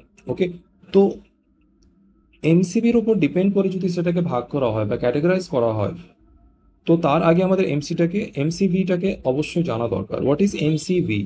এটাকে বলা হয় মেইন কর্পাসকিউলার ভলিউম। এর প্রথমে লেখা রয়েছে মেইন। মেইন মানে কি? গড়। Okay, average. তো গড় জানার আগে আমরা কি জেনে নেব? Corpuscular volume. What is corpuscular volume? Corpuscular volume refers to the volume of or the size of RBC. আরবিসির ভলিউম অথবা সাইজকে এটাকে ডিনোট করা হয়, ভলিউম অর সাইজ। ওকে, আরবিসির ভলিউম অথবা সাইজকে ডিনোট করে বাই কর্পাসকিউলার ভলিউম। কর্পাসকিউলার ভলিউমের মাধ্যমে আমরা কি মেজারমেন্ট করে থাকি? আরবিসির সাইজ অথবা আরবিসির ভলিউম। এইবার আমাদের আরবিসি অনেক অনেক সংখ্যায় থাকে। আমাদের আরবিসি যেটা হয় সেটা অনেক সংখ্যায় হয়, millions per decilitre of blood. Okay, sorry decilitre, microlitre of blood. প্রতি মাইক্রোলিটারে অনেক মিলিয়ন থাকে। অ্যাভারেজ আমি কি বলেছিলাম? 5 to 5.5 মিলিয়ন। ওকে, সেটা মেলদের ক্ষেত্রে 4.2 to 6.2 অথবা 6.7। ওকে, মিলিয়ন পার মাইক্রোলিটার অথবা কিউব অফ ব্লাড। ওকে, তো এত মাত্রায় হয়ে থাকে, মিলিয়ন্স। তো অনেক যখন আরবিসি থাকে, প্রত্যেক আরবিসির সাইজ যে একদম আইডেন্টিক্যাল হবে বা একদম সেম হবে এমনটা কিন্তু না। আরবিসির সাইজ কিন্তু আমাদের ভ্যারি করতে পারে। একটা আরবিসি সাইজ যেমন হবে, পরের আরবিসি সাইজটা তার থেকে তুলনামূলক একটু বড় বা একটু ছোট হতে পারে, সেটা ডিফার করে। তো এই যে আরবিসি সাইজের মধ্যে যে ভেরিয়েশন, সেটাকে আমরা আম, একটা জেনারেলাইজ করার জন্য বা সেটাকে আমরা একই রকম নেওয়ার জন্য কিন্তু আমরা মিন ভ্যালুটা নিই বা গড় ভ্যালুটা নিই। ওকে, এই জন্য অনেক আরবিসির যে সাইজ সেটাকে এখানে অ্যাভারেজ করা হয়, সেজন্য এটাকে মেইন কর্পাসকিউলার ভলিউম বলা হয়। সো মেইন কর্পাসকিউলার ভলিউম মানে কি? Average size of RBC or average volume of RBC. Okay, এটাকে কি বলে? Mean corpuscular volume. ওকে, তো mean corpuscular volume is measurement of the average size of RBC বা red blood cells in a blood sample. যে কোনো একটা given blood স্যাম্পলে আমাদের আরবিসির যে অ্যাভারেজ সাইজটা রয়েছে সেটাকে কি বলা হয়? এমসিভি। এবার এই যে এমসিভি যে আমাদের ভ্যালু, এর উপর ডিপেন্ড করে কিন্তু আমাদের অ্যানিমিয়াটা আমাদের তিন প্রকারের রয়েছে। একটা হচ্ছে আমাদের নর্মোসাইটিক অ্যানিমিয়া, একটা রয়েছে আমাদের মাইক্রোসাইটিক অ্যানিমিয়া, আর একটা রয়েছে আমাদের ম্যাক্রোসাইটিক অ্যানিমিয়া। ওকে, তো এই তিন অ্যানিমিয়াটা কি কি টাইপের সেটা আমরা দেখবো এবার ওয়ান বাই ওয়ান। এবার এই যে আমাদের কাছে এমসিভি রয়েছে, এইটা কিন্তু একটা কি component of complete blood count. আমাদের যে কমপ্লিট ব্লাড কাউন্ট রয়েছে, যে আমরা সিবিসি টেস্টটা করে থাকি, সেখানে কিন্তু আমাদের এমসিভিটাও মেনশন করা থাকে। এটা একটা কি কম্পোনেন্ট। এখানে মেইন কর্পাসকিউলার ভলিউমটা মেনশন করা থাকে, সেখান থেকে কিন্তু ডাক্তারদের এটা বুঝতে সুবিধা হয় যে সেই পার্টিকুলার ব্যক্তিটার ক্ষেত্রে তার মেইন কর্পাসকিউলার ভলিউমটা কি রয়েছে, তার ক্ষেত্রে অ্যানিমিয়া রয়েছে না নেই, সেটাকে কিন্তু ডিটারমাইন করতে সাহায্য করে। তো এটা কিন্তু আমাদের সিবিসি টেস্টের একটা ক্রুশিয়াল কম্পোনেন্ট বা কি component. It helps classify the different types of anaemia based on the size of red blood cells. Red blood সেলসের সাইজের উপর ডিপেন্ড করে কিন্তু এটা আমাদের নির্ধারণ করতে সাহায্য করে যে কোন টাইপের অ্যানিমিয়া এটা রয়েছে। MCV is expressed in femtolitre. Okay, MCV is expressed in femtolitre. যারা তোমরা ফেমটো জানো না, ফেমটোর ক্ষেত্রে, ওকে, ফেমটো মানে হচ্ছে আমাদের 10⁻⁻15, এটাকে বলা হয় ফেমটো। যেমন তোমরা যদি জানো পিকো কি হয়? 10⁻12। ওকে, এরপরেই হয় আমাদের ফেমটো হচ্ছে আমাদের 10⁻15। যেমন তোমরা জানো ন্যানো কি হয়? 10⁻9। যেমন আমাদের মাইক্রো হয় আমাদের 10⁻6। এরপরে আমাদের মিলি হয় 10⁻3। Okay, centi is 10⁻2 and deci is 10⁻1। Okay, তো এই যে আমাদের কনভার্সন স্কেল, এটা অনেকে জানো তোমরা। তো যারা জানো না, ফেমটোটা কি জিনিস, ফেমটো হচ্ছে আমাদের 10⁻⁻15। এটা অনেক স্মল কোনো কোয়ান্টিটিকে বোঝানোর জন্য এটা ইউজ করা হয়। তো ফেমটোলিটার মানে অনেক কম একটা ভলিউম। তো সেই ভলিউমে কিন্তু আমরা কর্পাসকুলার ভলিউমটা মেজারমেন্ট করে থাকি। যেহেতু আরবিসি সাইজ অনেক ছোট, তাই তার ভলিউমটা অনেক ছোট হবে, এটা স্বাভাবিক। এরপরে অ্যানিমিয়া, যেটা anaemia can be classified based on the mean corpuscular volume or MCV into the following types. কী কী টাইপের সেটা করা হয়, একটা আমরা দেখবো এরপরে ওয়ান বাই ওয়ান। সেটা হচ্ছে আমাদের normocytic anaemia, microcytic anaemia and macrocytic anaemia. প্রথমে আমরা দেখবো মাইক্রোসাইটিক অ্যানিমিয়া। ওকে, তো প্রথমে আমরা যে টাইপটা নেবো সেটা হচ্ছে আমাদের মাইক্রোসাইটিক অ্যানিমিয়া। এখানে এমসিবির ভ্যালুটা কি থাকবে, লেস দ্যান এইটটি ফেমটোলিটার। আমাদের নর্মাল আরবিসি যে ভলিউম, আমাদের আরবিসি যেটা রয়েছে এর যে নর্মাল এমসিবি ভলিউমটা রয়েছে, নর্মাল নর্মাল এমসিবি ভলিউম সেটা কিন্তু আমাদের থাকে 80 to 100 ফেমটোলিটার। ওকে, 80 to 100 ফেমটোলিটার মানে 10⁻⁻15 লিটার। ফেমটোলিটার মানে কি, 10⁻⁻15 লিটার। 10⁻⁻15 লিটার মানে অনেক কম একটা ভলিউম। তো এটা নর্মাল এমসিবি কত থাকে আমাদের, 80 to 100 ফেমটোলিটার। ওকে, তো 80 to 100 ফেমটোলিটার। এখন যদি এইটটি 80 ফেমটোলিটারের কম থাকে তাহলে আমরা বলবো মাইক্রোসাইটিক অ্যানিমিয়া, মানে আরবিসি সাইজটা কম, স্বাভাবিকের তুলনায় আরবিসি সাইজ কম। এরপরে আমাদের যদি হান্ড্রেড হান্ড্রেড ফেমটোলিটারের বেশি থাকে, 100 ফেমটোলিটারের বেশি থাকে সাইজ, তখন এই ক্ষেত্রে আমরা বলবো ম্যাক্রোসাইটিক অ্যানিমিয়া। ওকে, তো সেগুলো আমরা ওয়ান বাই ওয়ান দেখবো এবার। তো মাইক্রোসাইটিক অ্যানিমিয়ার ক্ষেত্রে কি হয়, যে 80 ফেমটোলিটারের কম থাকে আমাদের আরবিসি সাইজটা। তো এই ক্ষেত্রে কি হয়, যে আরবিসি আর স্মলার দ্যান নর্মাল সাইজ। ওকে, এখানে কমন কজ কি কি থাকে, কি কি কারণে এটা হয়ে থাকে। তো এখানে আমাদের মেইন যে কারণ সেটা হচ্ছে আমাদের আয়রন ডেফিসিয়েন্সি। আমরা জানি যে আমাদের আয়রন ডেফিসিয়েন্সি অ্যানিমিয়া, এটা হচ্ছে most common cause of anaemia. এর ক্ষেত্রে কিন্তু মাইক্রোসাইটিক অ্যানিমিয়াটা হয়ে থাকে। আয়রন ডেফিসিয়েন্সির ফলে আমাদের হিমোগ্লোবিন প্রোডাকশনটা কমে যাবে, আর হিমোগ্লোবিন প্রোডাকশন কমে গেলে আমাদের আরবিসির মধ্যে যথেষ্ট মাত্রায় কিন্তু হিমোগ্লোবিন ডিপোজিশনটা হবে না।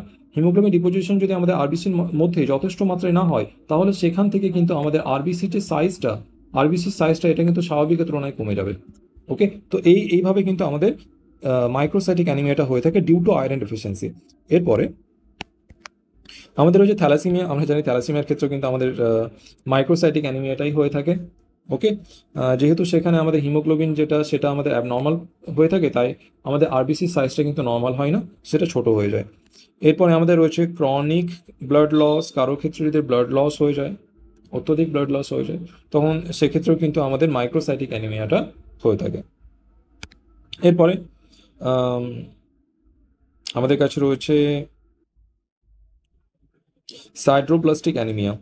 ওকে, এটা একটা রিজন যার ফলে আমাদের মাইক্রোসাইটিক অ্যানিমিয়াটা হয়ে থাকে। এরপরে আমরা ফিচার্সটা দেখব, কি কি ফিচার্স রয়েছে। First is low haemoglobin. Microcytic অ্যানিমিয়ার ক্ষেত্রে কি হয়ে থাকে, আমাদের হিমোগ্লোবিনের মাত্রাটা কিন্তু কম থাকবে, হিমোগ্লোবিনটা আমাদের লো থাকবে। এরপরে আমাদের পেল মানে হাইপোক্রোমিক, আমাদের শরীরের রং বা স্কিনের কালারটা কি থাকবে, আমাদের পেল বা ফ্যাকাশে ফ্যাকাশে বর্ণের থাকে আমাদের স্কিনটা। ওকে, এটাকে হাইপোক্রোমিক বলা হয়। Chromic means colour, hypo means কম। আমাদের কালারটা পেল থাকে বা ডাল কালার থাকে। ওকে, ফ্যাকাশে বর্ণের থাকে। আরবিসিটা স্মল সাইজের হয়ে থাকে, এটা হচ্ছে এর হলমার্ক মানে যেটা আমরা দেখে বুঝতে পারবো যেটা মাইক্রোসাইটিক অ্যানিমিয়া, আরবিসির সাইজটা ছোট। ওকে, এরপরে কি থাকবে, বডিতে কি কি সিমটম দেখা যাবে, যে কোনো অ্যানিমিয়ার ক্ষেত্রে যে সিমটমগুলো সেগুলো কিন্তু কমন। কি কি থাকবে, বডিতে ফ্যাটিক থাকবে, উইকনেস থাকবে, টায়ার্ডনেস থাকবে, হেডেক থাকবে, লাইট হেডেডনেস থাকবে। ওকে, হার্ট রেটটা ইরেগুলার থাকবে। এরপরে আমাদের স্কিনটা পেল থাকবে, ইয়েলোইশ স্কিন টোন থাকবে। ওকে, তার সাথে সাথে আমাদের শর্টনেস অফ ব্রিদিং থাকবে। এর এরপরে আমাদের ব্রিটেল নেলসটাও হয়ে থাকে, নেলসটা ব্রিটেল থাকবে, আমাদের নখটা কিন্তু ভঙ্গুর হয়ে যায়, তাড়াতাড়ি ভেঙে যায়। ওকে, এরপরে আমরা দেখব, এইবার আমরা দেখব ম্যাক্রোসাইটিক অ্যানিমিয়া, মানে যখন আরবিসি সাইজটা নর্মালের তুলনায় বেড়ে যায়, মানে 100 ফেমটোলিটারের বেশি যখন হয়ে যাবে, তখন সেটাকে আমরা বলবো ম্যাক্রোসাইটিক অ্যানিমিয়া। ওকে, এখানে 100 ফেমটোলিটারের বেশি হয়ে যাবে, then that is known as macrocytic anaemia. এই ক্ষেত্রে কি হয়, যে আমাদের আরবিসির যে সাইজটা that is larger than normal, স্বাভাবিকের তুলনায় বড়। ওকে, কমন কজ কি কি থাকে এক্ষেত্রে, এখানে vitamin B 12 deficiency, that is আবার পার্নিসিয়াস অ্যানিমিয়া। পার্নিসিয়াস অ্যানিমিয়ার ক্ষেত্রে আরবিসি সাইজটা কিন্তু নর্মালের তুলনায় বেশি থাকে। ওকে, এটা হচ্ছে আমাদের ভাইটামিন বি টুয়েলভ ডেফিসিয়েন্সি। এরপরে আমাদের হচ্ছে folic acid deficiency. Folic acid ডেফিসিয়েন্সির ফলেও কিন্তু এটা হয়ে থাকে, that is our vitamin B twelve. Liver disease, যদি কোনো লিভার ডিজিজ হয়ে থাকে সেক্ষেত্রেও কিন্তু আমাদের এই ম্যাক্রোসাইটিক অ্যানিমিয়াটা হয়ে থাকে। এরপরে অ্যালকোহলিজম। অ্যালকোহলিজম, যদি কেউ অত্যধিক মদ্যপান করে বা মদ সেবন করে তার ক্ষেত্রেও কিন্তু আমাদের এই ম্যাক্রোসাইটিক অ্যানিমিয়াটা হয়। কারণ অ্যালকোহল কনজাম্পশনের ফলে কি হয়, আমাদের লিভারটা ড্যামেজ হয়, লিভার থেকে লিভার সিরোসিস হয় বা লিভার ডিজিজ হয়, অ্যান্ড এর ফলে আমাদের কি হয়ে যাবে, ম্যাক্রোসাইটিক অ্যানিমিয়াটা হবে। ওকে, এরপরে আমাদের হচ্ছে সার্টেন ড্রাগস, কিছু ড্রাগস রয়েছে যেমন আমাদের কিমোথেরাপি, এর ফলেও আমাদের ম্যাক্রোসাইটিক অ্যানিমিয়াটা হয়, মানে আরবিসির ম্যাচুরেশন প্রসেসটা ঠিকঠাক করে হয় না। ওকে, আরবিসি ম্যাচিওর হতে পারে না। এরপরে ফিচার্সের মধ্যে আমাদের কি রয়েছে, এনলার্জড আরবিসি, আরবিসি সাইজটা বেড়ে যায় যেটাকে আমরা বলি ম্যাক্রোসাইট। এরপরে আমাদের রয়েছে নিউরোলজিক্যাল সিমটমস, কিছু আমাদের নিউরোলজিক্যাল সিমটমস রয়েছে দেখা যায় in vitamin B twelve deficiency. আমাদের ভাইটামিন বি টুয়েলভ ডেফিসিয়েন্সির কারণে কিছু নিউরোলজিক্যাল সিমটমসও দেখা দেয়, মানে আমাদের নার্ভ রিলেটেড কিছু সিমটম দেখা দেয়। এরপরে আমাদের রয়েছে গ্লসিটিস অ্যান্ড ফ্যাটিগ। ফ্যাটিগ মানে আমাদের শরীরে ক্লান্তি চলে আসে, গ্লসিটিস অ্যান্ড ফ্যাটিগ। ওকে, এবার আমরা দেখবো নর্মোসাইটিক অ্যানিমিয়া।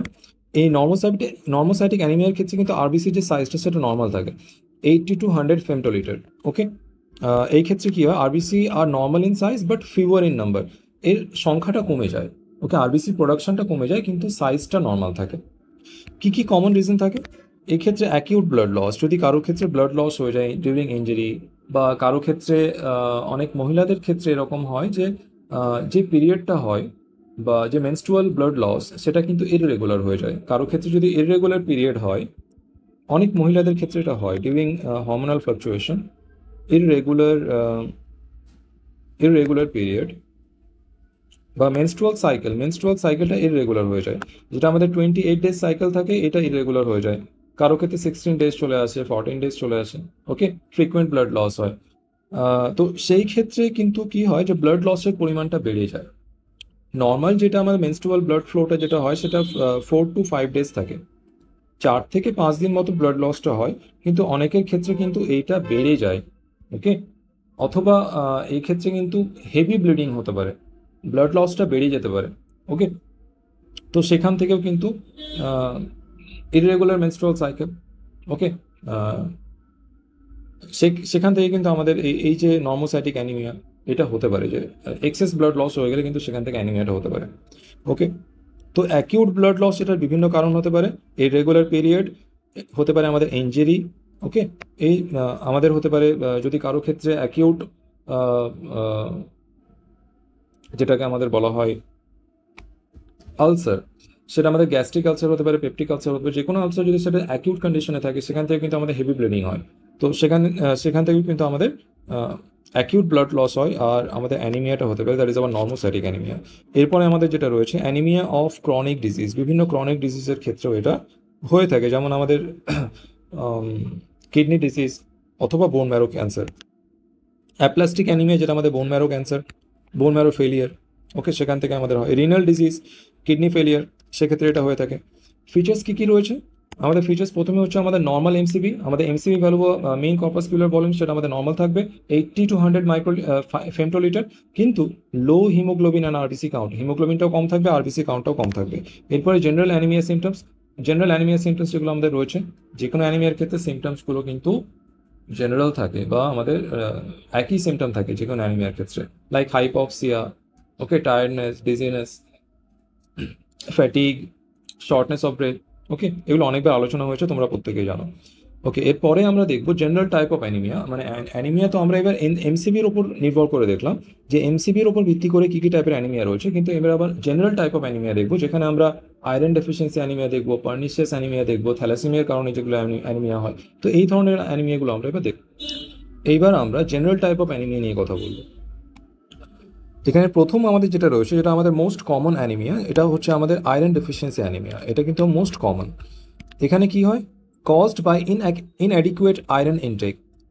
পর্যাপ্ত মাত্রায় যদি আমরা আয়রন আমাদের ডায়েটের মাধ্যমে বা আমাদের খাদ্যের মাধ্যমে যদি আমরা গ্রহণ না করি, সেক্ষেত্রে কিন্তু আমাদের আয়রন ডেফিসিয়েন্সি হয়, আর যেটা আমাদের কিন্তু আয়রন ডেফিসিয়েন্সি অ্যানিমিয়াটা কজ করতে পারে। এরপরে পোর অ্যাবজর্পশন, যদি কারো ক্ষেত্রে অ্যাবজর্পশনটা পোর হয়ে থাকে, অথবা কারো ডায়েটে যদি ক্যালসিয়ামের মাত্রা বেশি থাকে, ওকে, এগুলো কিন্তু অ্যান্টাগনিস্টিক। ক্যালসিয়ামের মাত্রা যদি বেশি থাকে তাহলে আমাদের আয়রন অ্যাবজর্পশন কমে যাবে।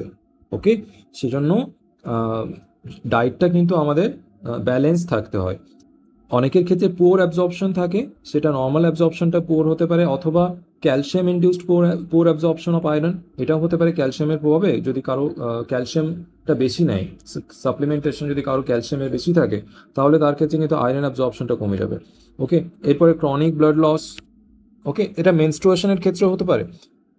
আমি একটু আগে বললাম অ্যাবনর্মাল মেনস্ট্রুয়েশন যদি কারোর ক্ষেত্রে হয়ে থাকে, ওকে, সাইকেলটা ঠিকঠাক চলছে না, মানে 4 থেকে 5 দিনের যে নর্মাল মেনস্ট্রুয়েশন ব্লিডিং, সেটা যদি 7 থেকে 8 দিন হয়ে যায়, 10 দিন হয়ে যায়, তাহলে সেক্ষেত্রে কিন্তু অনেকটা ব্লাড লস হয়ে যায়। তো সেটা কিন্তু অ্যানিমিয়া কজ করতে পারে। এরপরে আলসার, এটার ক্ষেত্রেও হয়ে থাকে। এরপরে আমাদের রয়েছে leads to decreased haemoglobin synthesis. Okay, আমাদের আয়রন যদি কম কম হয়ে যায়, তাহলে আমাদের হিমোগ্লোবিন সিনথেসিসটা কিন্তু কমে যাবে, হিমোগ্লোবিন সিনথেসাইজ কম হবে।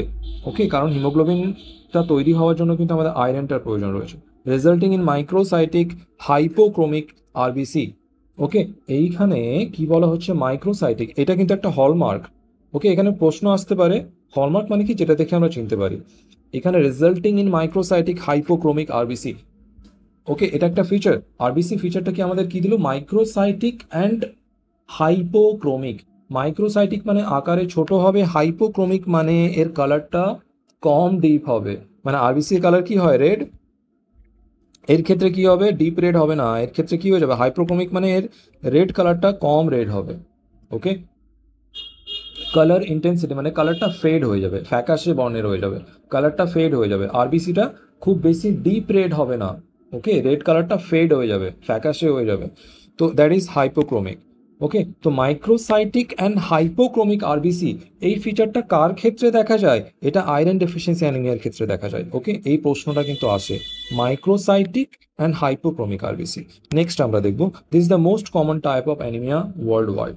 এটা পুরো বিশ্ব জুড়ে সব থেকে কমন কিন্তু অ্যানিমিয়া যেটা হয়ে থাকে, সেটা হয়ে থাকে আমাদের আয়রন ডেফিসিয়েন্সি অ্যানিমিয়া। এই জন্য যখনই অ্যানিমিয়া হয়, ডাক্তার কিন্তু ফার্স্ট হ্যান্ড যে ট্রিটমেন্ট অপশনটা নেয়, সেটা হচ্ছে supplementation of iron and vitamin B 12 supplement, এটা কিন্তু দিয়ে থাকে। ওকে, এরপরে যদি সেটা ট্রিটমেন্ট না হয়, তখন কিন্তু অন্যান্য ক্ষেত্রে কিন্তু ডাক্তার দেখে যে আর কি কি প্রবলেম তার ক্ষেত্রে থাকতে পারে। এরপরে আমরা দেখবো পার্নিসিয়াস অ্যানিমিয়া, এটা আমাদের ভাইটামিন বি 12 ডেফিসিয়েন্সির ক্ষেত্রে হয়ে থাকে, ভাইটামিন বি 12 ডেফিসিয়েন্সির ক্ষেত্রে। তো এটা আমরা 1 বাই 1 দেখবো কি কি রয়েছে। আর type of macrocytic anaemia, vitamin B 12 এর প্রভাবে যে আমাদের আরবিসি রয়েছে তার ম্যাচুরেশনটা হবে না, ম্যাচুরেশন না হলে আরবিসি সাইজটা কি হবে না, ছোট হবে না, সেটা বড় সাইজের থেকে যাবে। তো এই ক্ষেত্রে কি হয়, সাইজটা বড় হয়ে যায়, that is macrocytic, caused by vitamin B 12 deficiency, often due to lack of intrinsic factor। বিভিন্ন ইন্ট্রিনসিক ফ্যাক্টর থাকতে পারে, যেমন অটোইমিউন কন্ডিশনের ক্ষেত্রে বিভিন্ন ইন্ট্রিনসিক ফ্যাক্টরটা বাধাপ্রাপ্ত হয়, সিনথেসাইজ হয় না, তার ফলে কিন্তু আমাদের পার্নিসিয়াস অ্যানিমিয়াটা হয়ে থাকে। এরপরে সিমটমস ইনক্লুড ফ্যাটিক, যে কোনো অ্যানিমিয়ার সিমটম সেম, কিন্তু পার্নিসিয়াস অ্যানিমিয়ার ক্ষেত্রে আমাদের গ্লসিটিস, এটা মনে রাখতে হবে। ম্যাক্রোসাইটিক অ্যানিমিয়ার ক্ষেত্রে গ্লসিটিস হয়ে থাকে, আর পার্নিসিয়াস অ্যানিমিয়া আমাদের একটা ম্যাক্রোসাইটিক অ্যানিমিয়া, তাই গ্লসিটিসটা কিন্তু আমাদের ম্যাক্রোসাইটিক অ্যানিমিয়ার একটা ফিচার, তাই পার্নিসিয়াস অ্যানিমিয়ার ক্ষেত্রেও গ্লসিটিসটা হবে। নিউরোলজিক্যাল ইস্যুস কার ক্ষেত্রে হয়, ভাইটামিন বি 12 ডেফিসিয়েন্সির ক্ষেত্রে নিউরোলজিক্যাল ইস্যুসটা হয়ে থাকে। Tingling, numbness. ওকে, কি কি টাইপের টিংলিং নামনেস, মানে অনেকে এরকম কমপ্লেন করে যে আমাদের হাতের তলায় বা আমাদের পায়ের তলায় কিন্তু সূচ বিধার মতো কিন্তু, মানে আহ, ব্যাপারটা কেমন হবে বলি। ওকে, আমাদের হাতের তলায় বা পায়ের তলায় যদি সূচ দিয়ে খোঁচা মারা যায় বা খোঁচানো যায়, তখন যেই সেন্সেশনটা হবে, তেমন সেন্সেশনকে কি বলা হয়, টিংলিং সেন্সেশন। এরপরে আমাদের নামনেস রয়েছে, মানে সেখানে কিন্তু কোনো সেন্সেশন না থাকা। ওকে, মানে আমাদের হাতটা যদি নাম্ব হয়ে যায়, তখন সেখানে যদি আমরা টাচ করি বা সেই জায়গা দিয়ে যদি কোনো কিছু টাচ করি, তাহলে আমরা কিন্তু সেখানে কোনো সেন্সেশন পাবো না, মানে সেখান থেকে ফিলিংটা চলে যায়। ওকে, সেন্সেশনটা চলে যায়, তো দ্যাট ইজ নামনেস। সেটা কিন্তু আমাদের হয় অ্যানিমিয়ার ক্ষেত্রে, and that is due to our vitamin B twelve deficiency. সেই জন্য যদি কারো ক্ষেত্রে এই নাম্বনেস যদি থাকে বা উইকনেস থাকে, টিংলিং সেন্সেশন থাকে, তখন কিন্তু তাকে অবশ্যই ভাইটামিন বি টুয়েলভ সাপ্লিমেন্টটা নিতে হবে। এগুলো কিন্তু হচ্ছে আমাদের হলমার্ক ফিচার। ওকে, এই সিমটমগুলো যদি থাকে তাহলে তাকে ভাইটামিন বি টুয়েলভ ডেফিসিয়েন্সি নিতেই হবে। এটা আমি এই জন্য ভেঙে বলছি, যাতে করে তোমাদের অনেকের ক্ষেত্রে এটা হয়ে থাকে। ওকে, যে হাতটা ঝিমঝিম করছে, অবশ হয়ে যাচ্ছে, যেটা আমরা বাংলায় বলে থাকি অবশ হয়ে যাওয়া। ওকে, সেটাকে নামনেস বলা হয়। ওকে, হাতটা অবশ হয়ে যাচ্ছে। ওকে, হাতে মনে হচ্ছে যেন আমাদের কেউ যেন সুচ ফোটাচ্ছে। ওকে, তো এই ধরনের যে সিমটমগুলো থাকে, এটা কি জন্য হয়ে থাকে? ভাইটামিন বি টুয়েলভ ডেফিসিয়েন্সি, আর তার ক্ষেত্রে অ্যানিমিয়াটাও থাকে। Okay, that is our pernicious anaemia বা ভাইটামিন বি টুয়েলভ ডেফিসিয়েন্সি। তাকে কি করতে হবে? সেই সাপ্লিমেন্টগুলো নিতে হবে। আর একটা জিনিস, যে যে কোনো সাপ্লিমেন্ট কিন্তু কেউ নিজে থেকে নেবে না। ওকে, অবশ্যই ডাক্তারের সাথে প্রথমে পরামর্শ করবে, তারপরে কোনো সাপ্লিমেন্ট নেবে। ওকে, এরপরে আমরা দেখবো অ্যাপ্লাস্টিক অ্যানিমিয়া। অ্যাপ্লাস্টিক অ্যানিমিয়া কি জন্য হতো? আমাদের বোন ম্যারো ফেলিয়ারের জন্য হতো। বোন ম্যারোটা যদি ফেল হয়ে যায় বা বোন ম্যারোর মধ্যে যদি কোনো ডিফেক্ট হয়ে যায়, তখন সেক্ষেত্রে আমাদের অ্যাপ্লাস্টিক অ্যানিমিয়া হয়। এখানে কি হয়? Result from failure of bone marrow to produce sufficient RBC. পর্যাপ্ত মাত্রায় যখন বোন ম্যারো আরবিসিটাকে প্রোডাকশন করতে পারে না, তখন সেই ক্ষেত্রে আরবিসি, ডাব্লিউবিসি, প্লেটলেট সবার ক্ষেত্রে বোন ম্যারো থেকে, রেড বোন ম্যারো থেকে আমাদের কি হয়? হিমোপয়সিস হয়। হিমোপয়সিস। আর এই হিমোপয়সিসটা যখন পর্যাপ্ত মাত্রায় হবে না, মানে আমাদের প্রত্যেকটা ব্লাড সেলের ফর্মেশন, সেটা আমাদের আরবিসি হতে পারে, ডাব্লিউবিসি হতে পারে, অ্যান্ড আবার প্লেটলেটস হতে পারে। তো এই প্রত্যেকের ফর্মেশন যখন পর্যাপ্ত মাত্রায় হবে না, সাফিসিয়েন্ট হবে না, তখন সেই ক্ষেত্রে আমাদের অ্যাপ্লাস্টিক অ্যানিমিয়া হবে। This is due to bone marrow failure. এটা বোন ম্যারো ফেলিয়ারটা কি জন্য হয়, কি কি কারণ থাকে? This is caused by radiation, chemotherapy, toxic chemical বা ভাইরাল ইনফেকশন। যে কোনো কারণে এটা হতে পারে। এরপরে this presents with pancytopenia. Pancytopenia means deficiency of all body's blood cells. Okay, all blood cells. যেমন আমাদের যদি ডাব্লিউবিসি কমে যায় তখন আমরা এটা কি বলি? লিউকোসাইটোপিনিয়া। ওকে, প্লেটলেটস যদি কমে যায় তখন আমরা এটাকে বলি থ্রম্বোসাইটোপিনিয়া। আমাদের যদি আরবিসি কমে যায় তাহলে এটাকে আমরা বলি এরিথ্রোসাইটোপিনিয়া। ওকে, তো এই যে আমাদের বিভিন্ন ব্লাড সেল কমে যায়, এটা আমরা ডিফারেন্ট ডিফারেন্ট এটাকে টার্ম দিয়ে থাকি, কিন্তু প্রত্যেকটাই যদি আমরা অ্যাভারেজ বলতে চাই যে সবগুলো ব্লাড সেল যদি কমে যায়, তখন সেটাকে আমরা বলবো deficiency of all blood cell, that is known as pancytopenia. So pancytopenia is deficiency of all blood cell. তো এটা একটা কিন্তু ইম্পর্টেন্ট প্রশ্ন, এখান থেকে প্রশ্ন আসতে পারে, what is pancytopenia? That is our deficiency of all blood cells. Okay, এরপরে আমরা দেখবো, এরপরে আমাদের কাছে হচ্ছে সিকল সেল অ্যানিমিয়া। এক্ষেত্রে কি হয়? আরবিসি যে প্রোডাকশন, আরবিসির শেপটা কিন্তু আমাদের নর্মাল শেপ কি হয়? বাইকনকেভ শেপ, কিন্তু এখানে আরবিসির শেপটা কিন্তু রিঙ্কলড হয়ে যায়। হ্যাঁ, যেমন তেমন একটা শেপ হয়ে যায়, রিঙ্কল শেপড। ওকে, তো that is our sickle cell anaemia. এটা কি জন্য হয়? This is due to mutation in certain gene. Okay, এটা একটা genetical disorder. Okay, hereditary genetical disorder where RBC are abnormally shaped. Normal শেপের হয় না, সাধারণ আকার আকৃতির হয় না। Okay, like a sickle, due to, sickle মানে চুপসানো হয়, কোকড়ানো হয়। Okay, due to abnormal haemoglobin, HbS. এখানে অ্যাবনর্মাল হিমোগ্লোবিন প্রোডাকশনের কারণে কিন্তু এখানে সাইজটা কি হয়ে যায়? অ্যাবনর্মাল হয়।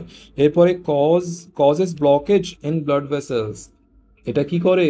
এই যে অ্যাবনর্মাল আরবিসি, এটা কিন্তু একটা ব্যাপক কমপ্লিকেশন সৃষ্টি করে। এই আরবিসি কি হয়? একে অপরের সাথে কিন্তু জুড়ে যায়, ক্লাম্পিং সৃষ্টি করে, আর এটা ইভেনচুয়ালি থ্রম্বোসিস তৈরি করে। ওকে, ব্লাডটা ভেতরে জমাট জমাট বেঁধে যায়। এটা যদি একটা ব্লাড ভেসেলস হয়, এখানে যদি ব্লাডটা জমাট বেঁধে যায়, তাহলে এখানে যে ব্লাড ফ্লোটা সেটা কিন্তু বাধাপ্রাপ্ত হবে, বাধাপ্রাপ্ত হবে। আর এই যে ব্লাড ফ্লোটা যখন হিন্ডার হবে বা ডিস্টার্ব হবে, তখন কিন্তু পরবর্তী অংশে কিন্তু কোনো ব্লাড সাপ্লাই থাকবে না। ওকে, তো এটা অর্গান ড্যামেজ করতে পারে। যে অর্গানে ব্লাড সাপ্লাইটা বন্ধ হয়ে যাবে, সেই অর্গান ড্যামেজ হতে পারে, প্যারালাইসিস হতে পারে। ওকে, বা যদি হার্টের কোনো ইম্পর্টেন্ট মাসেলসের ক্ষেত্রে যদি ব্লাড সাপ্লাই কমে যায় বা বন্ধ হয়ে যায়, সেক্ষেত্রে আমাদের হার্ট অ্যাটাক হতে পারে। ওকে, তো এটা কি করতে পারে? আমাদের causes blockage in blood vessels, যার কারণে আমাদের অর্গান ফেলিয়ার হতে পারে বা আমাদের হার্ট অ্যাটাক হতে পারে। এটার জন্য আমাদের পেইন হতে পারে, চেস্ট পেইন হতে পারে, যেটাকে অ্যাঞ্জিনা বলা হয়, অ্যাঞ্জিনা পেক্টোরিস। এরপরে আমাদের রয়েছে অ্যানিমিয়া। ওকে, রক্তাল্পতা। ওকে, এরপরে আমাদের এই যে সিকল সেল অ্যানিমিয়া, এটা আমাদের কোন ডিসেন্টের ক্ষেত্রে হয়ে থাকে? আমাদের ইন্ডিয়ান অ্যান্ড আফ্রিকান ডিসেন্টের ক্ষেত্রে হয়ে থাকে। মানে আমাদের যে ইন্ডিয়ান পপুলেশন রয়েছে বা আফ্রিকান পপুলেশন রয়েছে, তাদের ক্ষেত্রে এটা কিন্তু বেশি হয়ে থাকে। এরপরে আমরা দেখবো haemolytic anaemia, that is destruction of RBC. এটা এখানে কি হয়ে থাকে? Caused by premature destruction of RBC. Okay, either inside, intrinsic সেটা হতে পারে, অথবা outside the cell. Okay, extrinsic. Causes include autoimmune disease, সেটা অটোইমিউন ডিজিজের জন্য হতে পারে। ইনফেকশনের জন্য হতে পারে, সার্টেন ড্রাগস, বিভিন্ন ড্রাগসের কারণে এটা হতে পারে, অথবা ইনহেরিটেড এনজাইমস ডিফেক্ট, যদি কোনো জেনেটিক্যাল এনজাইম ডিফেক্ট থাকে তখন সেক্ষেত্রেও কিন্তু এটা হয়ে থাকে।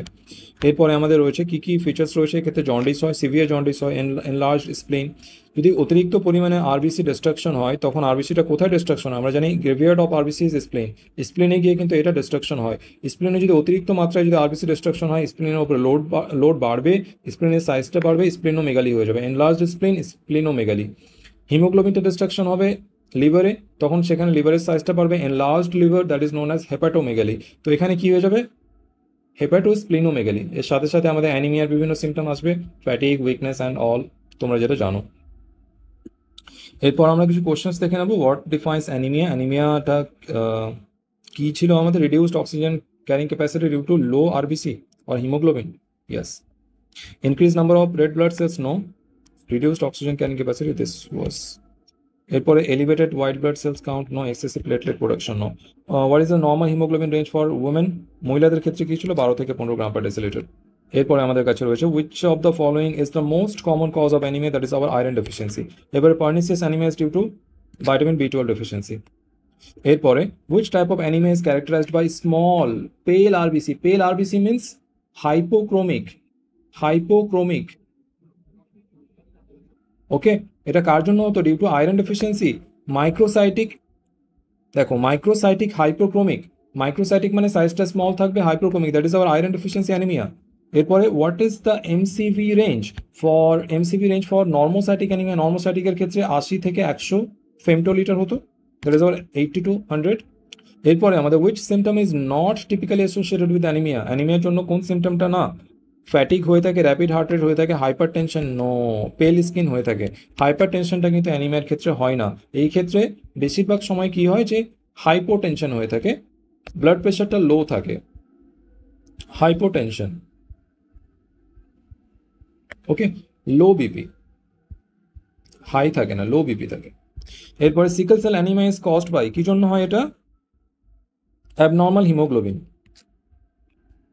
এরপরে aplastic anaemia is resulted from bone marrow failure. Which of the following is the feature of macrocytic anaemia, macrocytic অ্যানিমিয়ার ফলে কি হয়, স্মল আরবিসি, নো। আরবিসি সাইজটা বড় হয়। Neurological disorder, yes. Macrocytic anaemia যেটাকে আমরা বলেছিলাম পার্নিসিয়াস অ্যানিমিয়া, এই ক্ষেত্রে আমাদের নিউরোলজিক্যাল সিমটমস হতো যেমন আমার টিংলিং, নাম্বনেস, এটা হতো আমাদের ভাইটামিন B12 ডেফিসিয়েন্সির ফলে, ভাইটামিন B12 ডেফিসিয়েন্সি বা এটা কম থাকে এর ফলে হতো নিউরোলজিক্যাল সিমটমস।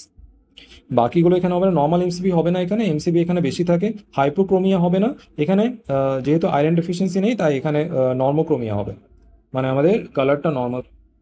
এরপরে আমাদের haemolytic anaemia is characterised by, haemolytic অ্যানিমিয়ার ক্ষেত্রে কি হয়, premature destruction of RBC. Which test is essential for diagnosis of anaemia, কোনটা করতে হয় আমাদের, কমপ্লিট ব্লাড কাউন্ট। এরপরে থ্যালাসিমিয়া ইজ ক্যারেক্টারাইজড আন্ডার, থ্যালাসিমিয়ার ক্ষেত্রে কি হয়, মাইক্রোসাইটিক অ্যানিমিয়াটা হয়ে থাকে, ওকে।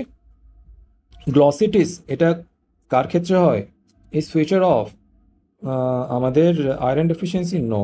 পার্নিসিয়াস অ্যানিমিয়া, এখানে কি হয়, ম্যাক্রোসাইটিক অ্যানিমিয়ার ক্ষেত্রে গ্লসিটিস হয়ে থাকে, আর ম্যাক্রোসাইটিক অ্যানিমিয়াটা কি, pernicious anaemia, this is macrocytic.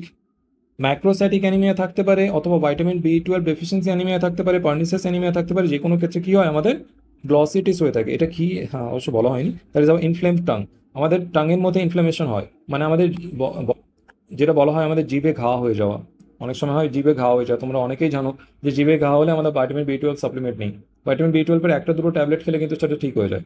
তো জিভে যে ঘা হয়ে যায় সেটা কি জন্য হয়, glossitis, that is our symptom of macrocytic anaemia. এরপরে chronic blood loss most commonly leads to, chronic blood loss কি জন্য হয়ে থাকে আমাদের, সরি, ক্রনিক ব্লাড লসের ফলে কি হয়ে থাকে, কোন অ্যানিমিয়াটা হয়ে থাকে আমাদের, নর্মোসাইটিক অ্যানিমিয়াটা হয়, ওকে। আরবিসির সাইজটা তো নর্মাল থাকে কিন্তু সংখ্যা কমে যায়। Which condition is associated with pancytopenia, প্যানসাইটোপিনিয়ার ক্ষেত্রে কি হয় আমাদের, ওকে। প্যানসাইটোপিনিয়া কার ক্ষেত্রে হয় আমাদের, iron deficiency anaemia, aplastic anaemia, yes aplastic অ্যানিমিয়ার ক্ষেত্রে হয়। যদি বোন ম্যারো ফেলিয়ার হয় তাহলে প্রত্যেকটা ব্লাড সেলের প্রোডাকশন কমে যাবে। প্যানসাইটোপিনিয়া মানে কি, production of all blood sell, all blood sell, all blood sell production কমে যায়। প্রত্যেকটা ব্লাড সেলের প্রোডাকশন কমে গেলে সেটাকে আমরা প্যানসাইটোপিনিয়া বলে থাকি। না what is the primary cause of pernicious anaemia? এটা আমাদের ভিটামিন B12 ডেফিসিয়েন্সি, অথবা এটাকে বলা যেতে পারে lack of intrinsic factor. Jaundice and enlarged spleen আর ফিচার অফ, এটা কোন ক্ষেত্রে হয়ে থাকে? আমাদের হিমোলাইটিক অ্যানিমিয়া। হিমোলাইটিক অ্যানিমিয়াতে কি হয়? আমাদের আরবিসি ডিস্ট্রাকশন হয়, আর সেটা আমাদের স্প্লিনটাকে বাড়িয়ে দেয়, আমাদের লিভারের সাইজ বাড়িয়ে দেয়, জন্ডিস তৈরি করে। ওকে, এরপরে এমসিভি গ্রেটার দ্যান 100 ফেমটোলিটার, এটা কি ইন্ডিকেট করে? এটা ইন্ডিকেট করে আমাদের ম্যাক্রোসাইটিক অ্যানিমিয়া। এরপরে which population is most affected by sickle cell anaemia? কোনটা? That is our African and Indian population. Okay, এরপরে এই কটা কোশ্চেন তোমরা হোমওয়ার্ক করে নেবে, আমি পরের ক্লাসে করাবো। 6টা কোশ্চেন তোমাদের হোমওয়ার্ক থাকছে। This is your homework, this is homework. এটা অনায়াসে করতে পারবে তোমরা, নো প্রবলেম। ওকে, আজকের মতো এখানে লেকচার পিডিএফটা তোমরা আমাদের টেলিগ্রাম চ্যানেল থেকে পেয়ে যাবে। যারা এখনও টেলিগ্রাম চ্যানেল জয়েন করোনি, অবশ্যই তোমরা এই লিঙ্কের মাধ্যমে তোমার টেলিগ্রাম চ্যানেলটাকে জয়েন করবে। ওকে, আজকের লেকচার যদি তোমাদের ভালো লেগে থাকে তাহলে অবশ্যই লেকচারটি লাইক করবে, শেয়ার করবে, আর আমাদের চ্যানেলটি অবশ্যই সাবস্ক্রাইব করবে। কারো যদি কোনো ডাউট থাকে, কোনো স্পেসিফিক কোয়েরি থাকে, তাহলে অবশ্যই সেটা কমেন্ট সেকশনে জানাবে। আজকের লেকচারটা কেমন লাগলো সেটাও তোমরা কমেন্ট সেকশনে অবশ্যই জানাবে। Okay, and also don't forget to hit the notification bell. Okay, so thank you so much for attending today's class. যদিও আজকের লেকচার একটু লেন্দি ছিল, so sorry for that. I hope you enjoyed it, you liked it. So I hope to see you in the next lecture. Okay, till then, stay on, take care, goodbye.